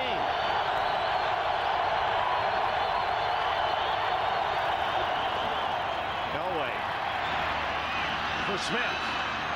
Incomplete as they try to go over the top of the shorter Mark McMillan. While we have a moment, let's talk about the Mark McMillan. You played against him, Phil Simms. He's only 5'7", 148 pounds. There are some 8 players in the entire league as short as 5'7". He is the only defensive player that short, and at 148 is the lightest guy in the league. Well, you think you could take advantage of him on the outside, but way too quick. Very good at reading the quarterback, the receiver, and like Marty Schottenheimer says, this guy gets his hands on more passes than any defensive back he's ever seen. 3rd and 15. The blitz. Elway kicks out of a tackle and fights to the 10. Doesn't get the first down, but a touch of the Elway of yesteryear as that pushes him past Tarkenton, and appropriately he moves into the number 2 spot over Tarkenton on a scramble play. Well, it's a blitz inside. Anthony Davis on Terrell Davis that makes John Elway come right up the middle. He does not pick up the first down, but it sure makes his field goal attempt a lot easier. And I'll tell you, when he's running like that and diving, it scares the coaches a lot. There it is. Marino, Elway, Tarkenton, and Moon. Elam, 28-yard attempt. And he now draws the Broncos to 21-19 within a field goal. 19 for the Broncos. That was their total in the season opener when they beat Kansas City 19-3. It's their lowest total of the entire year, 19. Kickoff to Tamarick Vanover at the 4. And his motor racing, flag down again, a tackle to the 29, and again it appears Kansas City is going to be taken back on a kickoff return call. Well, they're consistent every single return just about, or most of them today.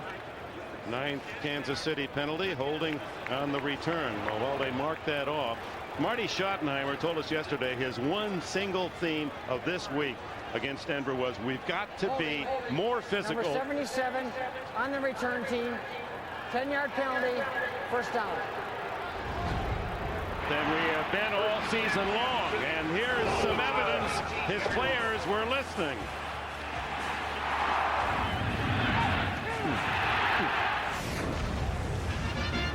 You know what it is? This is what makes good football. It's a rivalry. These teams, you know, we could hear the hatred or the dislike they have for each other. It always shows on the football field when players talk about their feelings that way. Donnell Bennett, who played at Miami of Florida, on first down. Alan Aldridge makes the tackle. A short game. You know, Dick, we were talking to Elway yesterday. We said, is there a total dislike? Is this the biggest rivalry? Because you look at the West with San Diego and the Oakland Raiders.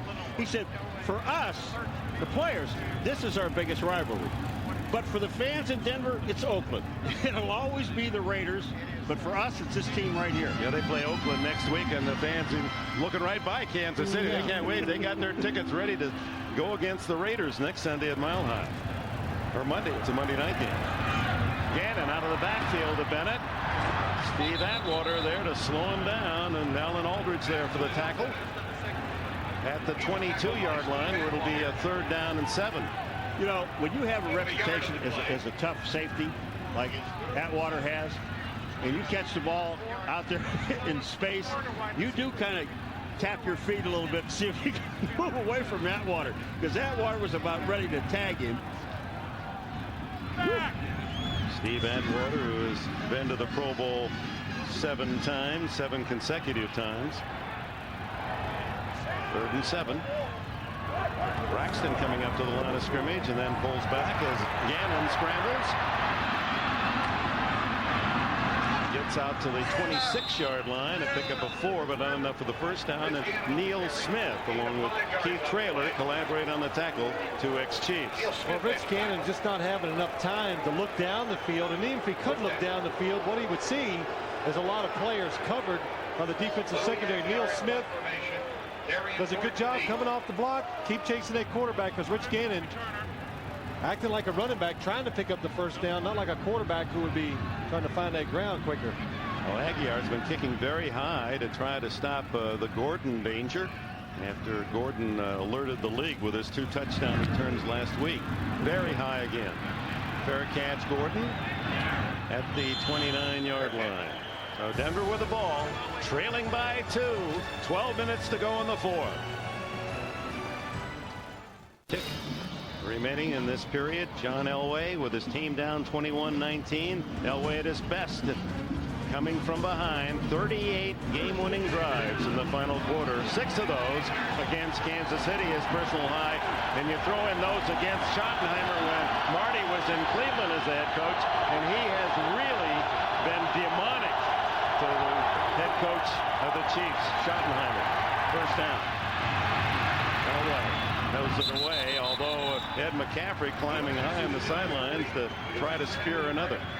That type of play is something that Denver runs every single game, and they make it work about 3 or 4 times a game. But today, Kansas City, every time he's faking that run, they know what pass to look for, and they've shut it out.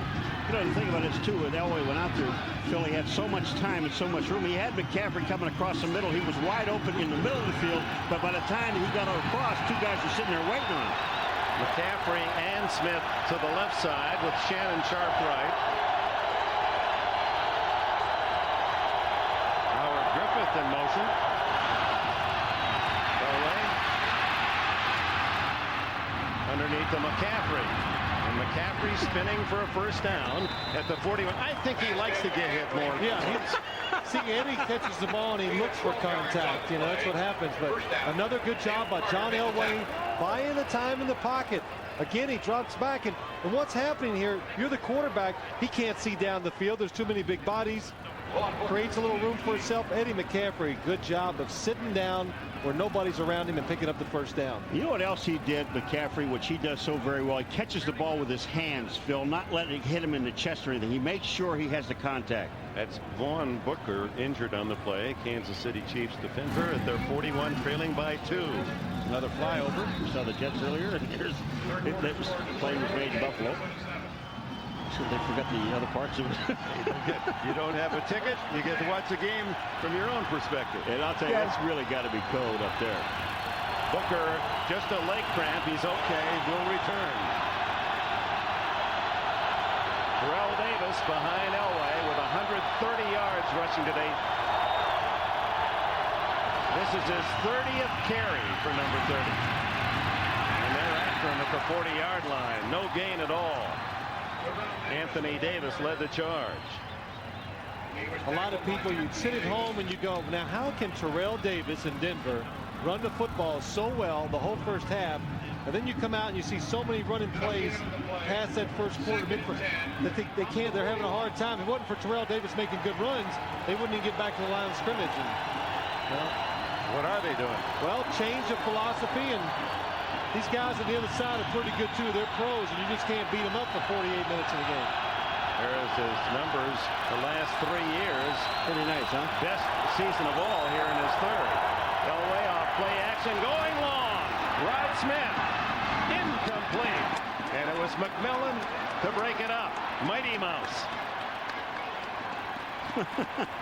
Now watch Mark McMillan, number 29.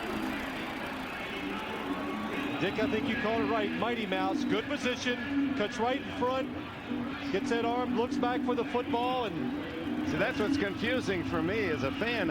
How is that not impeding progress? He has his left hand on him all the way. Well, I have the answer. I don't know. I mean, I just don't know. Thank you very much. I think that's what everybody says. It's just such a, it's a judgment call. It's hard. They'd be calling it every single play if they were honest about it, I guess. Davis tackled for a loss as Jerome Woods, the safety, infiltrates and stops this Denver attack. They try a draw play here with Terrell Davis. It is a good call. All he has to do is beat one tackler, and that's Woods right there. If he does that, he's got running room, but Woods played extremely well. He was coming on a blitz. On comes Tom Rowan and Tom Rick Vanover at the 22-yard line for Kansas City. And we welcome those of you who have been watching Tampa Bay and New England. This is Dick Enberg with Paul McGuire, Phil Simms, Jim Gray, Tom Rick Vanover with a fair catch at the 26-yard line for Kansas City. As you see, the Broncos, who led early 13-0, have seen quite a surge by Kansas City. It's 21-19. We're 9 minutes and 50 seconds remaining in the fourth quarter. And Tampa Bay with a handy lead against the Patriots, 27-0. The injured players, Mike Shanahan, about that. Well, you can never win these things too soon, and I think the thing they're looking at, they're 9-1 like they were last year, but this year they think they're going upward. Last year they thought maybe they peaked about the 10th game of the season, and we keep talking about Kansas City, how important this game is. Let's don't forget, Denver's got a couple tough games after this, and they're trying to fight for that home field advantage all through the playoffs too. Broncos look at the Kansas City team determined today, because they feel a win pulls them within one game of the top spot with some tough opponents ahead. And Marty Schottenheimer says, hey, it wasn't a gift to Denver at the start of the year. Maybe we will win this AFC West. Well, you look at this Kansas City team, and I think the coaches here, Marty Schottenheimer and all this, they're excited because this is a young team that changed a lot of personnel and the philosophies on each side of the ball, and they're 7-3, and they're playing every team tight and close, and the future looks good. Rich Gannon, the quarterback for the injured Elvis Gerbach, gives it to Greg Hill, and Hill for a couple. John Mobley makes the tackle. Some of the fans want the Chiefs to open it up, but the game plan here, Schottenheimer, recognizing Denver's perhaps superiority, said we don't want to make plays that will hurt us. We're going to play fairly conservatively. And you got to do whatever's best for your team to give you a chance to win, and that's what's best for Kansas City. Get in these situations, you got to look at Andre Rison, Tony Gonzalez, or Rich Gannon. Those are the three guys that got to make plays in these third and long situations. 3rd and 7, play action, and Gannon chased out of the pocket on the run, throws. Kimball Landers can't make the shoestring catch. Tough chance for Andrews. One of the other things, too, that people are talking about, you talk about the offense that get conservative, but their defense is playing extremely well. So, I mean, they're still winning the football game. They just don't do something stupid. And the other thing is, if Rich Gannon is not running around, giving his receivers a chance to get open down the field, goes right through the arms of Kimball Landers. They're just not getting away from the defensive backs of the Denver Broncos. They cannot get open, so you got to be conservative. 3rd consecutive 3-and-out, so Aguiar with that 2-step delivery sends it high but very short this time. This is where the Broncos have to be alert for a bad bounce, and they are. A flag goes down as the ball is down at the 46-yard line, only a 26-yard punt. Now let's check the penalty. Holding against Denver. Holding, number 56, while the ball was in the air, 10-yard penalty, first down. Keith Burns, so they'll mark the 10 yards from the 46 back to the 36, and the Broncos will begin their down, 21-19. Now, a look ahead to NBC tonight. 21-19 as the Broncos take over at their 36-yard line.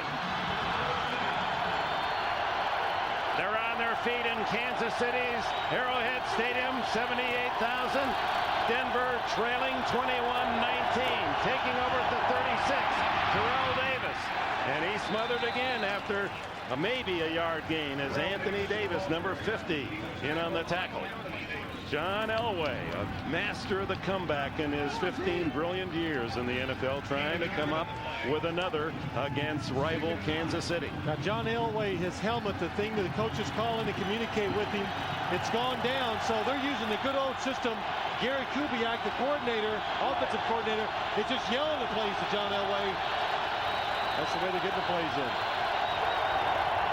Play action for Elway, batted at the line of scrimmage, incomplete. John Elway, who has moved past Fran Tarkenton with his yardage today. Total yards #2 only to Dan Marino in NFL history. And his running back, Terrell Davis, the leader in the league, 126 yards rushing this afternoon. Dan Williams, number 92, gets his arm up and makes the play. Talking about all these ex-players today, Dan Williams, number 92 of Kansas City, has really played an outstanding game so far.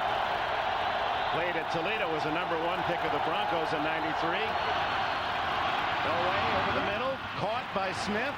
And Rod Smith has just enough for the first down at the 47-yard line. And what a receiver this young man from Missouri Southern has become. He led the Broncos coming in with 43. He now has 50 catches on the year. Well, I asked Elway yesterday about him. Is he your go-to guy on third down? John says that this guy has progressed so much. I have all the confidence in the world in him, and I will not hesitate to throw him the football. It's obvious right here.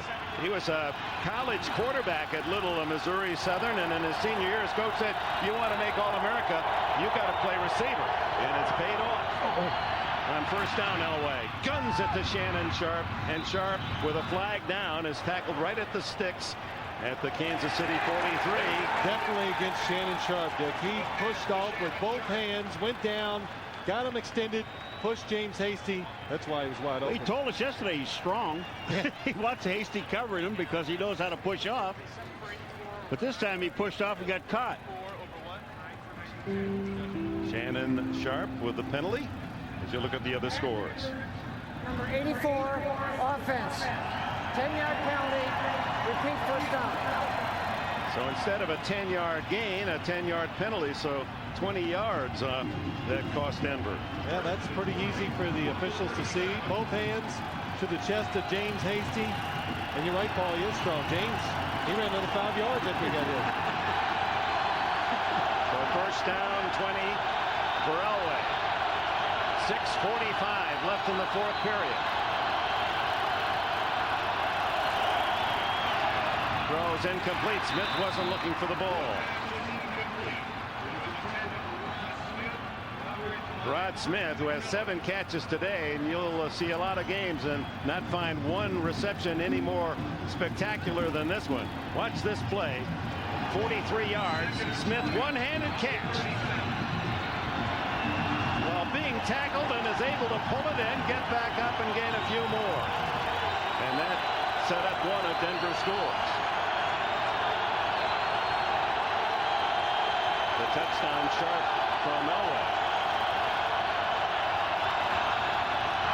Here come the Chief, Derek Thomas. The 6th sack today, second by Thomas. I'll tell you what, Pellet McDaniels really makes this play. I mean, Derek Thomas does get the sack, but number 77, Pellet McDaniels, up the middle. Derek Thomas, Pellet McDaniels inside. There he comes. Derek Thomas, we said early in the game, this is going to be his breakout game where he was going to start being a factor in the outcome of the wins for the Kansas City Chiefs today. He has done that. First 10 games of the year, Thomas, the Pro Bowler, 1.5 sacks, 2 today. Third down and 28 for Elway. Underneath he goes to Willie Green. And Green battling, gets a sizable chunk back, nearly 20 yards. It is 20, but of course that leaves it 4th and 8 for Denver. You know, I'll tell you how important this play is. It's third and about 20-something. You get 30-something. You get 20 yards back. You got your punter now that's going to be able to kick the ball and probably pin him inside the 10-yard line. I mean, it doesn't get the first down, but it is a great play. That's exactly. It changes field position. The Broncos are looking at it. They got one more time to get the ball.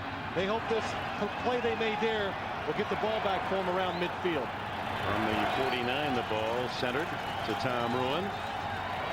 Stands only 14 yards behind the center. High booming kick. Vanover Faircat's going to let it bounce. And it's down at the 2-yard line. Well done by Tim McKyer, the veteran cornerback. Pins Kansas City at their own 2. Go ahead on a spectacular day, cold but clear. Huge crowd enthusiastically rooting for Kansas City, 7-3, unbeaten at home. The Chiefs lead by 2.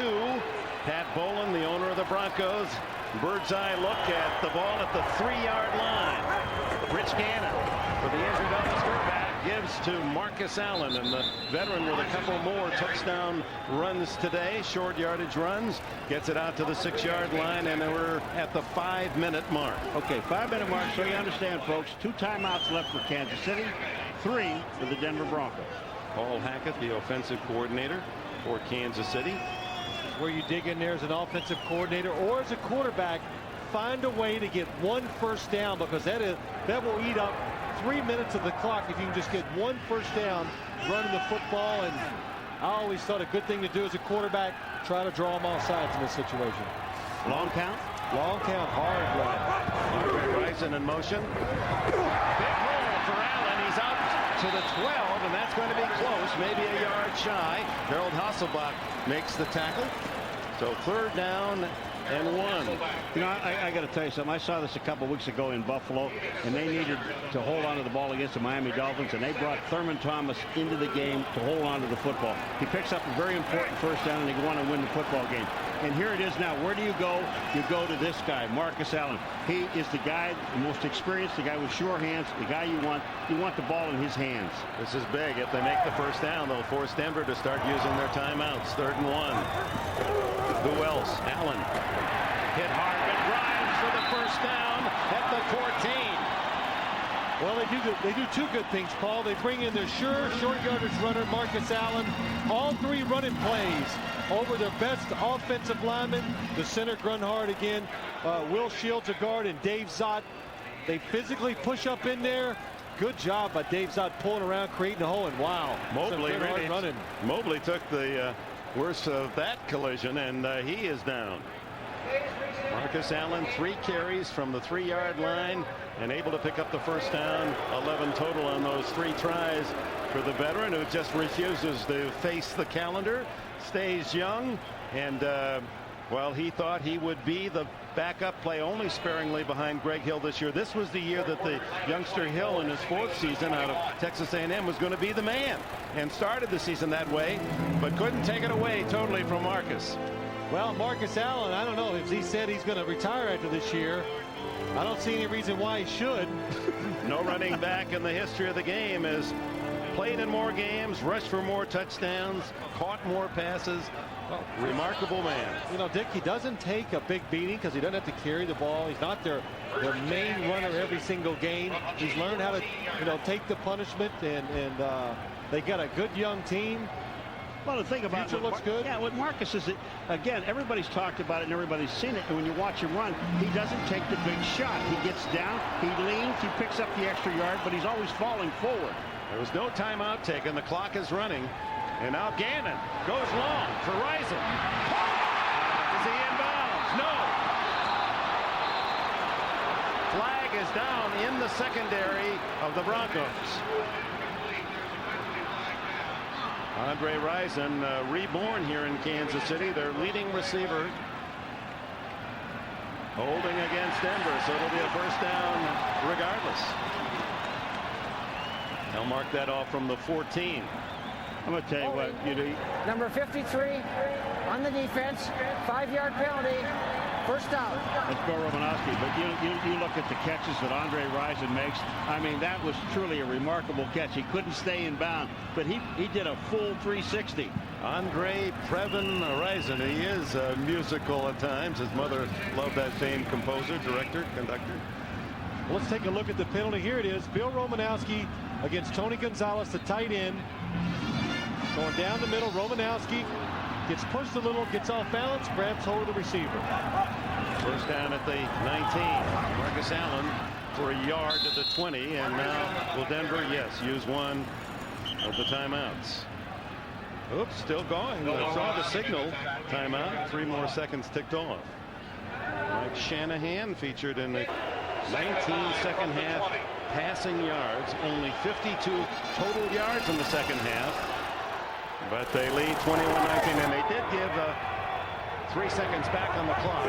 So it's 2:59 as Gannon throws again, and it's caught at the 30. That's going to be very close to a first down.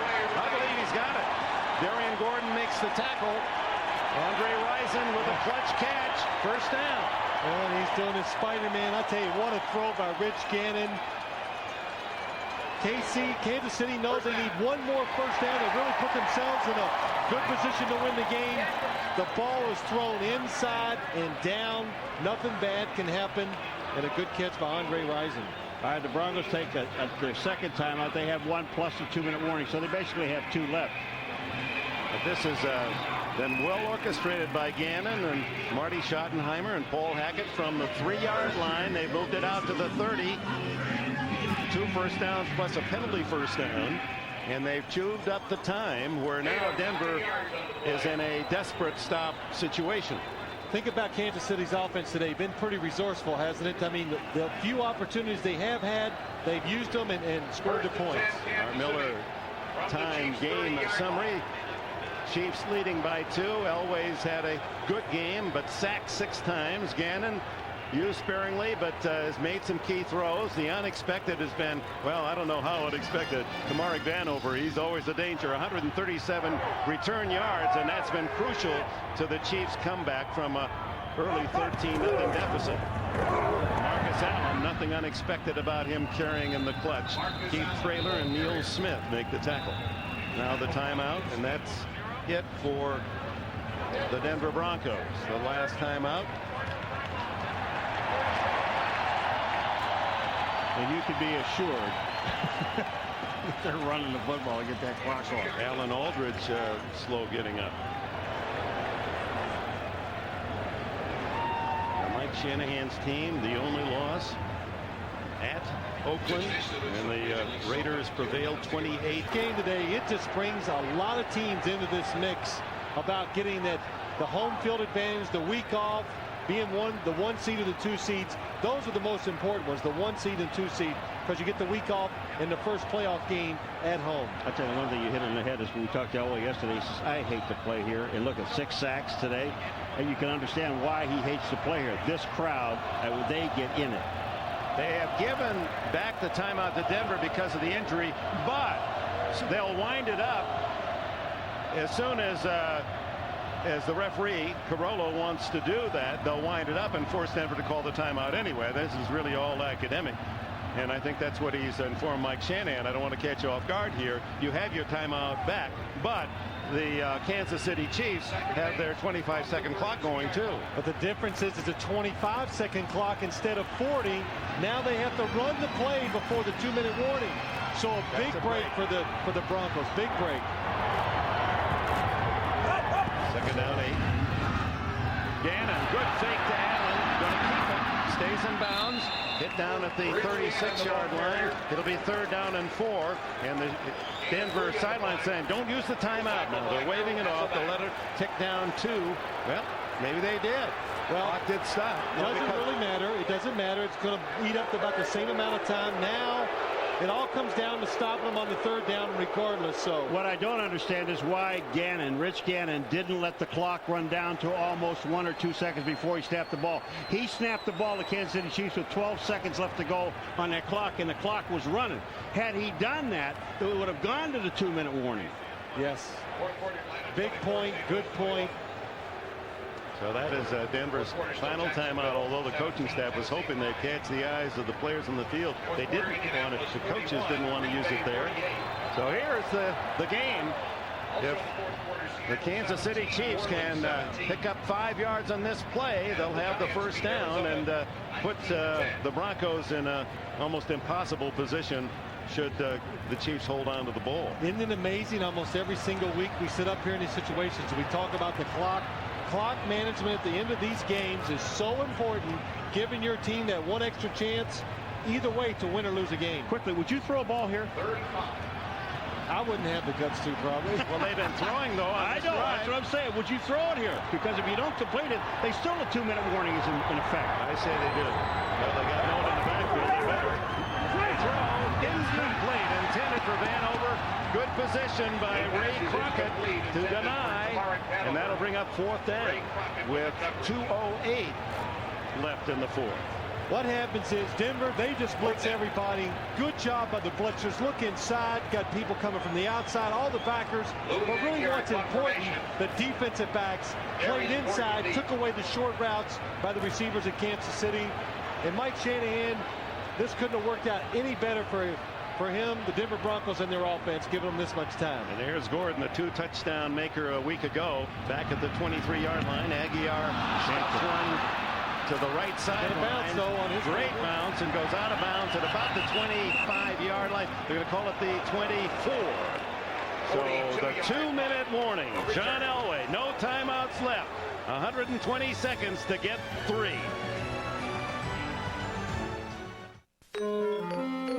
I've got some great ideas for a website. We could have a spinning logo or a flaming logo. You know what would be a great idea? If people with PCs anywhere could order.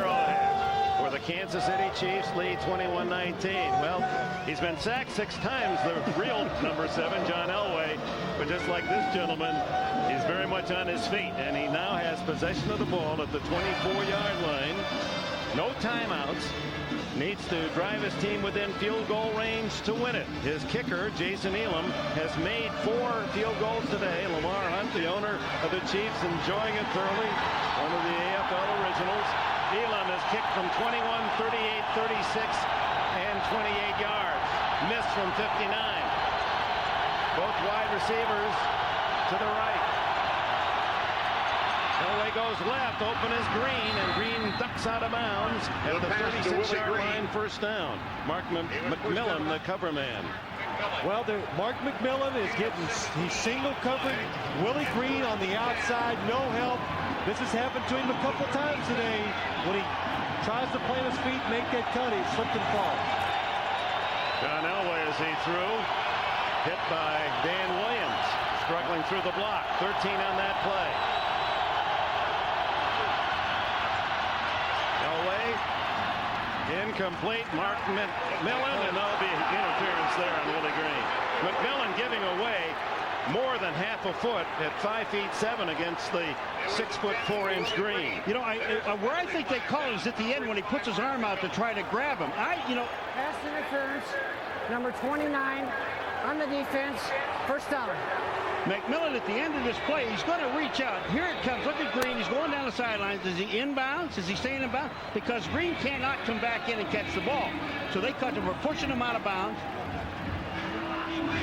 So this drive starts at the 24 with Elway. They've used only 9 seconds, and they're already at the Kansas City 41, a 22-yard penalty. Remember, folks, they only need a field goal. Looks like a blitz. It is. Full house blitz. Elway stands in, throws to Green. Green around McMillan on his feet. Hit and out of bounds. He fumbles, still in possession. As Donnie Edwards showed what a speed he has at middle linebacker at 4.48. Chased him back. Enter Terrell Davis. Because I'm going to tell you, there's a minute 43 on this clock. Kansas City has 2 timeouts. You do not want to score early. Single coverage blitz, everybody on the blitz. Denver picks it up. Elway sees it. It's really easy. He's in the shotgun. We talked about the offensive line earlier in the game. What a job they did in the pickup of the blitz. There were 9 men coming, it appeared. That's exactly right. Good job of seeing it. The Broncos were expecting it. 25-yard play, and now here is Terrell Davis clutching the ball at the 17 and forcing Kansas City to spend one of those precious timeouts. They have 1 more left. There's a minute and 36. They're going to take a timeout in the next play, and then the Broncos will run a play on 3rd down, run as much of that clock off, and then get Elam on for the field goal. So the pressure mounts for that young man, Jason Elam, who has made 16 out of 21 coming in and is 4 for 5 today. This has got to be, how can you put yourself in his position? No one even near him, as James Hasty is shaken up on the play. Let me go back. You said this when we were in the break a little while ago. When Denver, before the 2-minute warning, could they have faked the timeout to fake the injury to keep the timeout? If they're that smart, then give them credit to think of it quick enough, because what it did, there was about, I can't say exactly, about 2 minutes and 30 seconds to go, or 35. The 40-second clock is getting ready to start. There's somebody hurt. They stop it. When they resume play, though, it goes to a 25-second play clock. It makes Kansas City run the play before the 2-minute warning. I think it costs Kansas City over 40 seconds in the play clock. Davis, the league's leading rusher, but checked since a terrific start. Hasn't done an awful lot of big play making in the second half, and Marty Schottenheimer uses his final timeout with 1:30 left. Davis, who started the day at 1,273 yards, you look at Elam, has 127 for the afternoon, but went over 100 very early in the game. So here's the situation. Now there's 1:30 on the clock, and what the Denver Broncos do now, that ball is on the right hash mark. The hash marks really don't mean a whole lot, but if they're going to do anything, they're going to stay right in the middle of the field and give Elam the best shot that he could possibly have, straight down the pipe. So they'll move that ball. If they're going to go anywhere, it'll be over the center or the left guard. So quickly they move downfield. You see Davis only 20 yards in the third and -3 in the fourth. This drive starting at the 24, the completion to Green, the 22-yard penalty, another to Green for 25. Davis no gain, Davis 1 yard, and now it's 3rd down and 9. Well, Davis is averaging 127 yards a game, right? He doesn't want to go over that. He's got it right at his average for the year. He just wants to stay right there. Makes it easy on everybody when you figure it out. Elway stays in bounds. The 17-yard line, and now they can let the clock run, Denver, until they get Elam on for the field goal. Yeah, but they've got to do something because they can't call a timeout, and they can't afford to take a penalty. Play clock has not, now it started 23, 22, 21, and there's 1:13 now left on the game clock as Elam could give Denver the lead. 35-yard field goal is 4 for 5 in the game. It is good. Boy, dead center, and the Denver Broncos celebrate with 1 minute remaining in the game, a 1-point advantage. And no timeouts for Kansas City. Now that last play by John Elway, he ran out of the pocket, couldn't get out of bounds, he slid. Since he was tackled behind the line of scrimmage, they stopped the clock. It did save Kansas City about 15 seconds, so maybe they can help them in this ensuing drive. And here's the kick here. Watch this. Ball's down. Watch the strings. Right straight up in front. That's all. Everything is perfect. I like Elam. Now watch him. Boy, these kickers, see, hey. Watch this. He'll give you that move. He's going to give a move right. Yeah. Now he's going to get excited. Jason Elam with the Broncos now in front 22-21, and John Elway. Neil Smith coming back, his homecoming, and Smith, who says, I love Kansas City. I might indeed come back here someday, but my team is Denver. We've got a chance for a Super Bowl. My buddy Derek Thomas got all the money. They didn't have much left in the purse for me. There's no bitter feelings. In fact, here's a man, he really showed tremendous class. He wrote letters to everyone in the front office thanking them, Neil Smith did. Actually took out an ad in the Kansas City newspaper to thank the fans for his 9 great seasons here. Isn't it kind of interesting, though, every time he interviewed Derek Thomas, he says that Neil Smith will be back here someday to play? Just to review that drive by Elway, it took him 1 minute to get his team 59 yards downfield, and Elam's successful 35-yard field goal. Now, it'll be Kansas City's turn to try to come back. Put it on the ground. Vanover, you don't want him. He's going to get a chance. Vanover, who has a 77-yard return today from the goal line. Still on his feet, and finally pushed to the sidelines and out of bounds. Fans want a flag on an out-of-bounds hit as Dwayne Carswell makes the tackle, and here comes Rich Gannon. Dwayne Carswell on the stop. Gannon for Elvis Gerbach.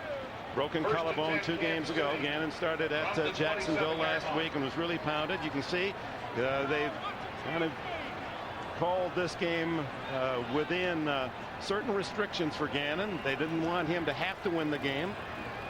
Well, I think it's the only way they couldn't win, Dick. They can't protect him well enough to let him drop back and throw the ball. And then when he does get protection, the receivers have had a hard time getting open. They start from the 27-yard line. No timeouts. 54 seconds remain.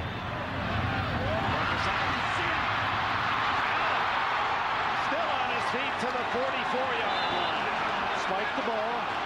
Steve Atwater made the hit. Do you spike now? You should. You're killing time. 18 yards on that play. No, he doesn't spike it. Throws to Allen again. Allen will get out of bounds at the 46. Gained only a yard. Well, those two plays took, well, with the kickoff return, that's 30 seconds gone. There was a minute. Pete Stoyanovich has a big leg and has kicked some of the longest field goals in the game's history. You saw the longest, 59. Watch Marcus Allen, though, after he catches the ball. And remember now, it's an old man. No, he isn't. Well, watch this. They gets hit. Atwater hits him, knocks him back. He stays up, gets that extra yard. With a minute to go, you could throw one ball inside like they did now. They really got to be cognizant of catching the ball and getting out of bounds. Again, to the sidelines and tackled at the 44-yard line is Andre Rison by Darius Johnson. Now they have to hurry up. If that ball would have been outside, he could have got out of bounds easily. Gannon's going to spike it here. That stops the clock. 10 seconds remaining. A chance for one more play to the sidelines. Yes. And then a possible winning field goal attempt. Stoyanovich has made all but one of his field goal attempts this year. He's made, as you can see there, all but 6 of his fourth quarter and overtime game-winning or tying field goals, and he's got plenty of leg, although we understand what little wind there is into the kicker's face, as Stoyanovich would tee it up. Phil, you got 10 seconds. Everybody knows you've got to get the ball out to the outside, out of bounds. You take the 3 receivers to one side, you get a single over here. It looks like he can go outside to the right. It's Andre Rison down here on the bottom. Has to lay a game. So that'll cost Kansas City no seconds, but 5 yards.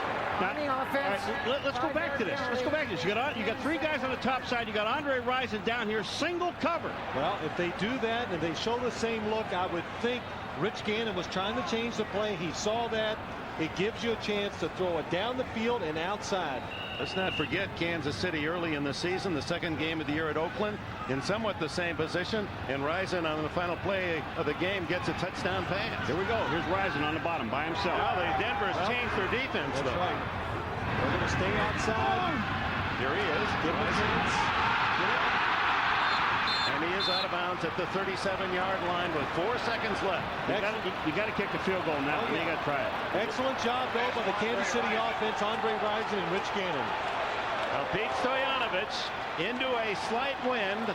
It'll be 54 yards approximately, maybe 55 as Aguiar lines it up. So a Herculean effort here by Stoyanovich to win. 55, now they say 54 yards on the spot. It's up, it's high up, it is good! Oh my! Kansas City wins!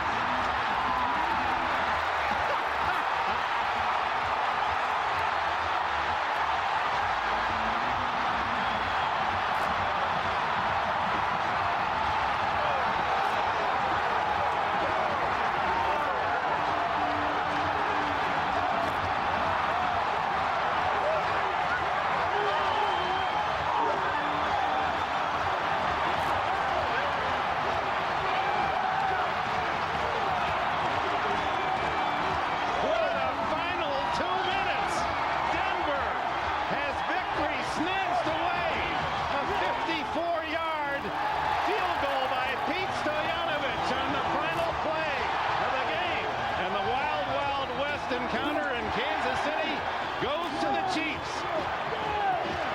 24-22.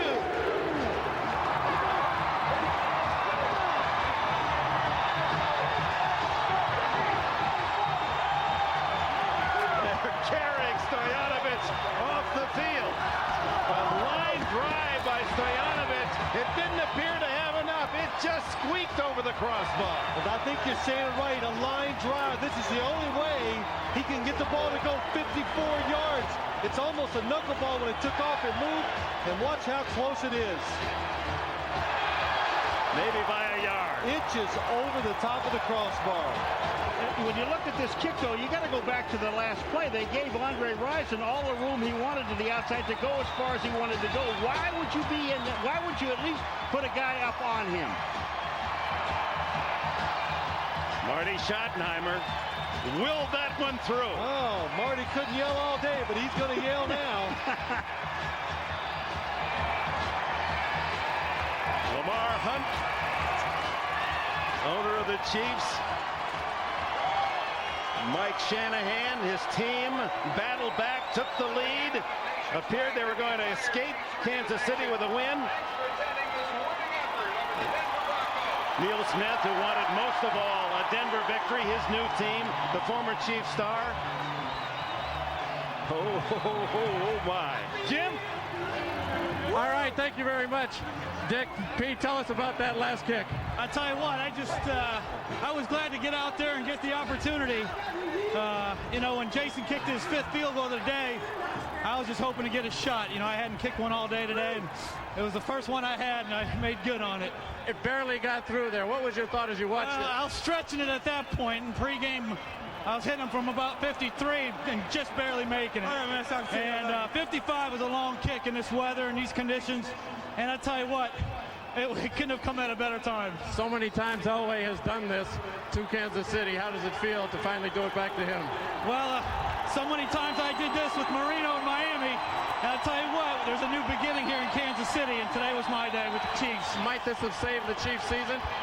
Well, I don't know if it'll save the season. I don't think the season needs to be saved. And we just keep rolling from here and take it one game at a time. Congratulations. All right, I love you, man. All right, let's send it back up to you, Dick. I love you, man. Well, that could be voiced by the 80,000 that cheered in this game. Pete Stoyanovich, Marty Schottenheimer needed a better field goal kicker, traded with Miami to bring him here a year ago. Stay with us. In the moments, we'll have the post-game show with all the scores and highlights. We'll be back in Kansas City. First, we want to take a commercial break. Mayhem in Kansas City. They win it 24-22.